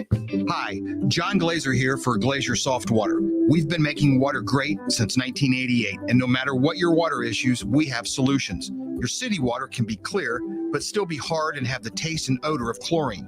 Well water can look, smell, and taste terrible. Glazier Soft Water will fix your water and will even include a 7-year parts and labor warranty so you don't have to worry. Visit our website to learn more at glaziersoftwater.com. Glazier Water really is better water. The Western Ohio Home Builders Association invites you to the Fall Parade of Homes, Saturday and Sunday, October 23rd and 24th, from noon to 4 p.m. each day. Presented by Minster Bank, this free event will feature 13 beautifully designed homes for you to tour throughout the northern Miami Valley. Visit our new virtual site to see additional home tours and some stunning remodels. Whether you're in the market to build your dream home or remodel the home you already love, you are sure to find it at the Fall Parade of Homes. Visit us at poh.westernohiohba.com. Need a U.S. passport? We can help. Hi, this is Mike Foley, your Montgomery County Clerk of Courts. Visit one of our convenient auto title locations in Huber Heights, Clayton, downtown, Moraine, and Centerville. Make us your first destination before you travel abroad. No appointments ever needed. We do passports.com for more info. Do you have standing water, a wet basement, or water in your heat ducts? Hi, this is Jeff Heil from Buckeye Landscaping and Ohio Irrigation and Drainage. At Ohio Irrigation, we have a solution to end your drainage problems. We provide a free custom design and estimate to meet the needs of your home and keep you worry-free when it rains. Call Buckeye Landscaping, Ohio Irrigation, 432-9911, or visit our website, buckeyeindohio.com. That's 432-9911. Stop worrying. Call for a free estimate today. Call It Propane has been serving the Buckeye Nation in the Miami Valley for over 65 years. Let our family help protect your family from old man winter. Find out why 98% of our customers would recommend us to friends and family. Ask about the service options at 937-372-9194. Family owned and operated for 3 generations, Call It Propane and Call It Seal Coating are proud to serve the Buckeye Nation. Cordell Transportation is now hiring Class A CDL drivers. $5,000 sign-on bonus. That's right, $5,000 sign-on bonus. Home daily dedicated lanes, no touch freight. Apply today at CordellTransportation.com. Cordell Transportation, driven to succeed. COVID is spiking again, and it's just not clear how to keep your family safe. Fever is the leading symptom of COVID, and the only way to reliably detect it is with an accurate thermometer. Be vigilant and be accurate with the Exergen temporal scanner, whose accuracy has been proven in more than 100 clinical studies.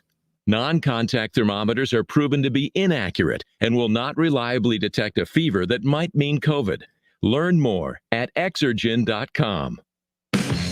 Cleanliness and safety are essential to the success of any business. That's why Cintas has introduced our Total Clean program, a one-of-a-kind service that includes scheduled deliveries of essential cleaning supplies, hygienically cleaned uniforms, and on-site sanitizer and disinfectant services to help eliminate germs. Learn what the Cintas Total Clean program can do for you.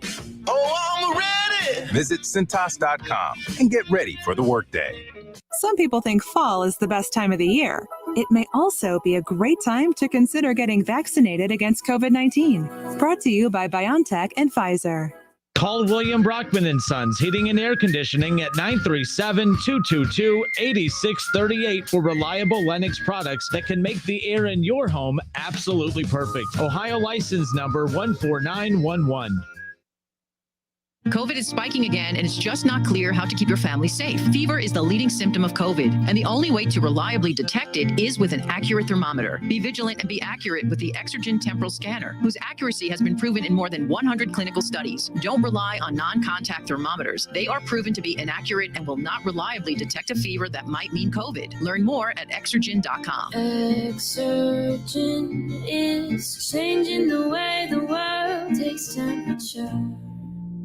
Listen to this station anytime, anywhere on Odyssey. Odyssey is your new audio home for all the music, news, sports, and podcasts that matter to you. Odyssey. That's AUDACY. The pandemic's reminded us we live in a sea of airborne germs that can assault us with every breath. Your nose is the body's first line of defense by helping filter out allergens, bacteria, and viruses before they reach your lungs. But like any air filter, the more clogged up it gets, the less it works. So how do you clean your nose? I'm Martin Hoke, and I didn't invent nasal irrigation. The neti pot's been around thousands of years, but I did invent Navage to make cleaning your nose easy. Navage uses powered suction to flush out mucus and germs that cause congestion, or worse, can make you sick. Over 2 million people use Navage to breathe better, sleep deeper, snore less, and feel healthier without drugs. Navage has over 70,000 online reviews averaging 4.7 stars because it works and it's easy to use. Go to Navage.com or find Navage at Walgreens, CVS, Rite Aid, Bed Bath, and Target. Now available with eucalyptus for a spa-like experience. Navage, Navage, clean nose, healthy life. Now at Lowe's, order any flooring like Stainmaster Pet Protect carpet, starting at $185 per square foot.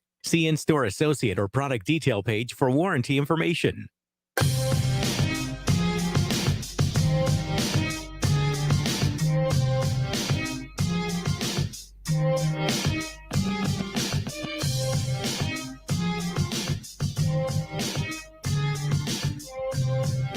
All right, welcome back. Justin Kinner, Kev Nash with you here. They have a few minutes remaining of the show today. Shout out to ESPN Radio's Jason Fitz. We appreciate him taking time and hanging out with us here earlier today. Tomorrow, Kev Nash, you'll be off, but the show must go on. You're stuck with me tomorrow.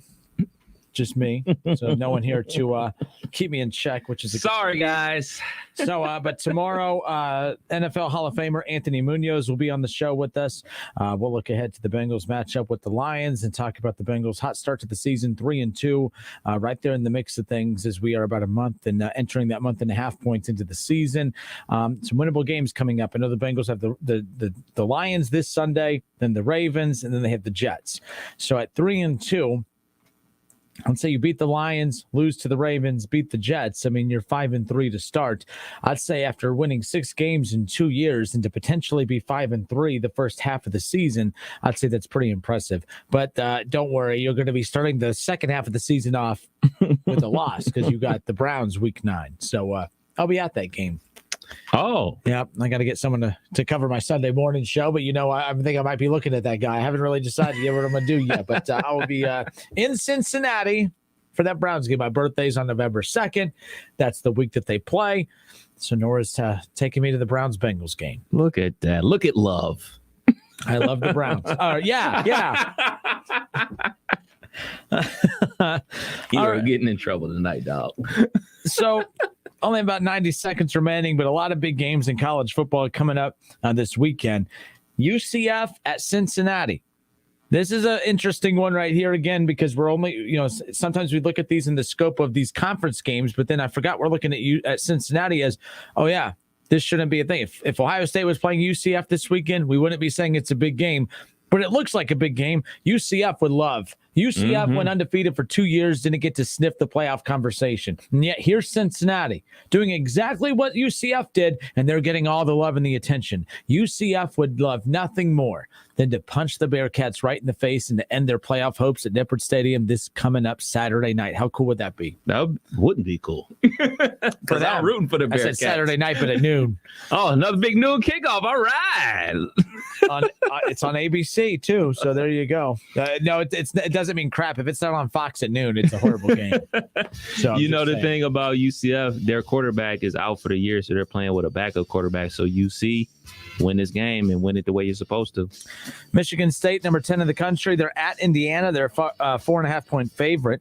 Auburn is at number 17, Arkansas. Florida at LSU. How about LSU 3-3? Holy moly. They definitely miss Joe Burrow. The biggest game of the weekend, number 11, Kentucky, number 1, Georgia. I really don't believe in this matchup being as big as what people are making it out to be. It's a 3:30 kick. Georgia, a 23.5-point favorite. Go Wildcats. Iowa welcomes in Purdue. Iowa, the number 2 team in the country, 11.5-point favorite over Purdue. Imagine that.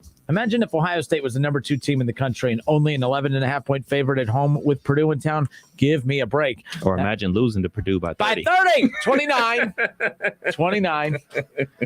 You better be careful. You need to stop saying mean things about the Buckeyes. They're killing you on the bars. You got to have fun with it, man. You got to have fun with it. This is sports, man. It's supposed to put a smile on your face. It's supposed to Enjoy it. All right, folks, that wraps it up for us today. All right, have a good night, everybody. We'll do this again tomorrow. It's the Justin Kinder Show with Kev Nash. Shout out to our sponsors, Orion Sports Medicine and OGW Energy Resources. Have a good night, everybody.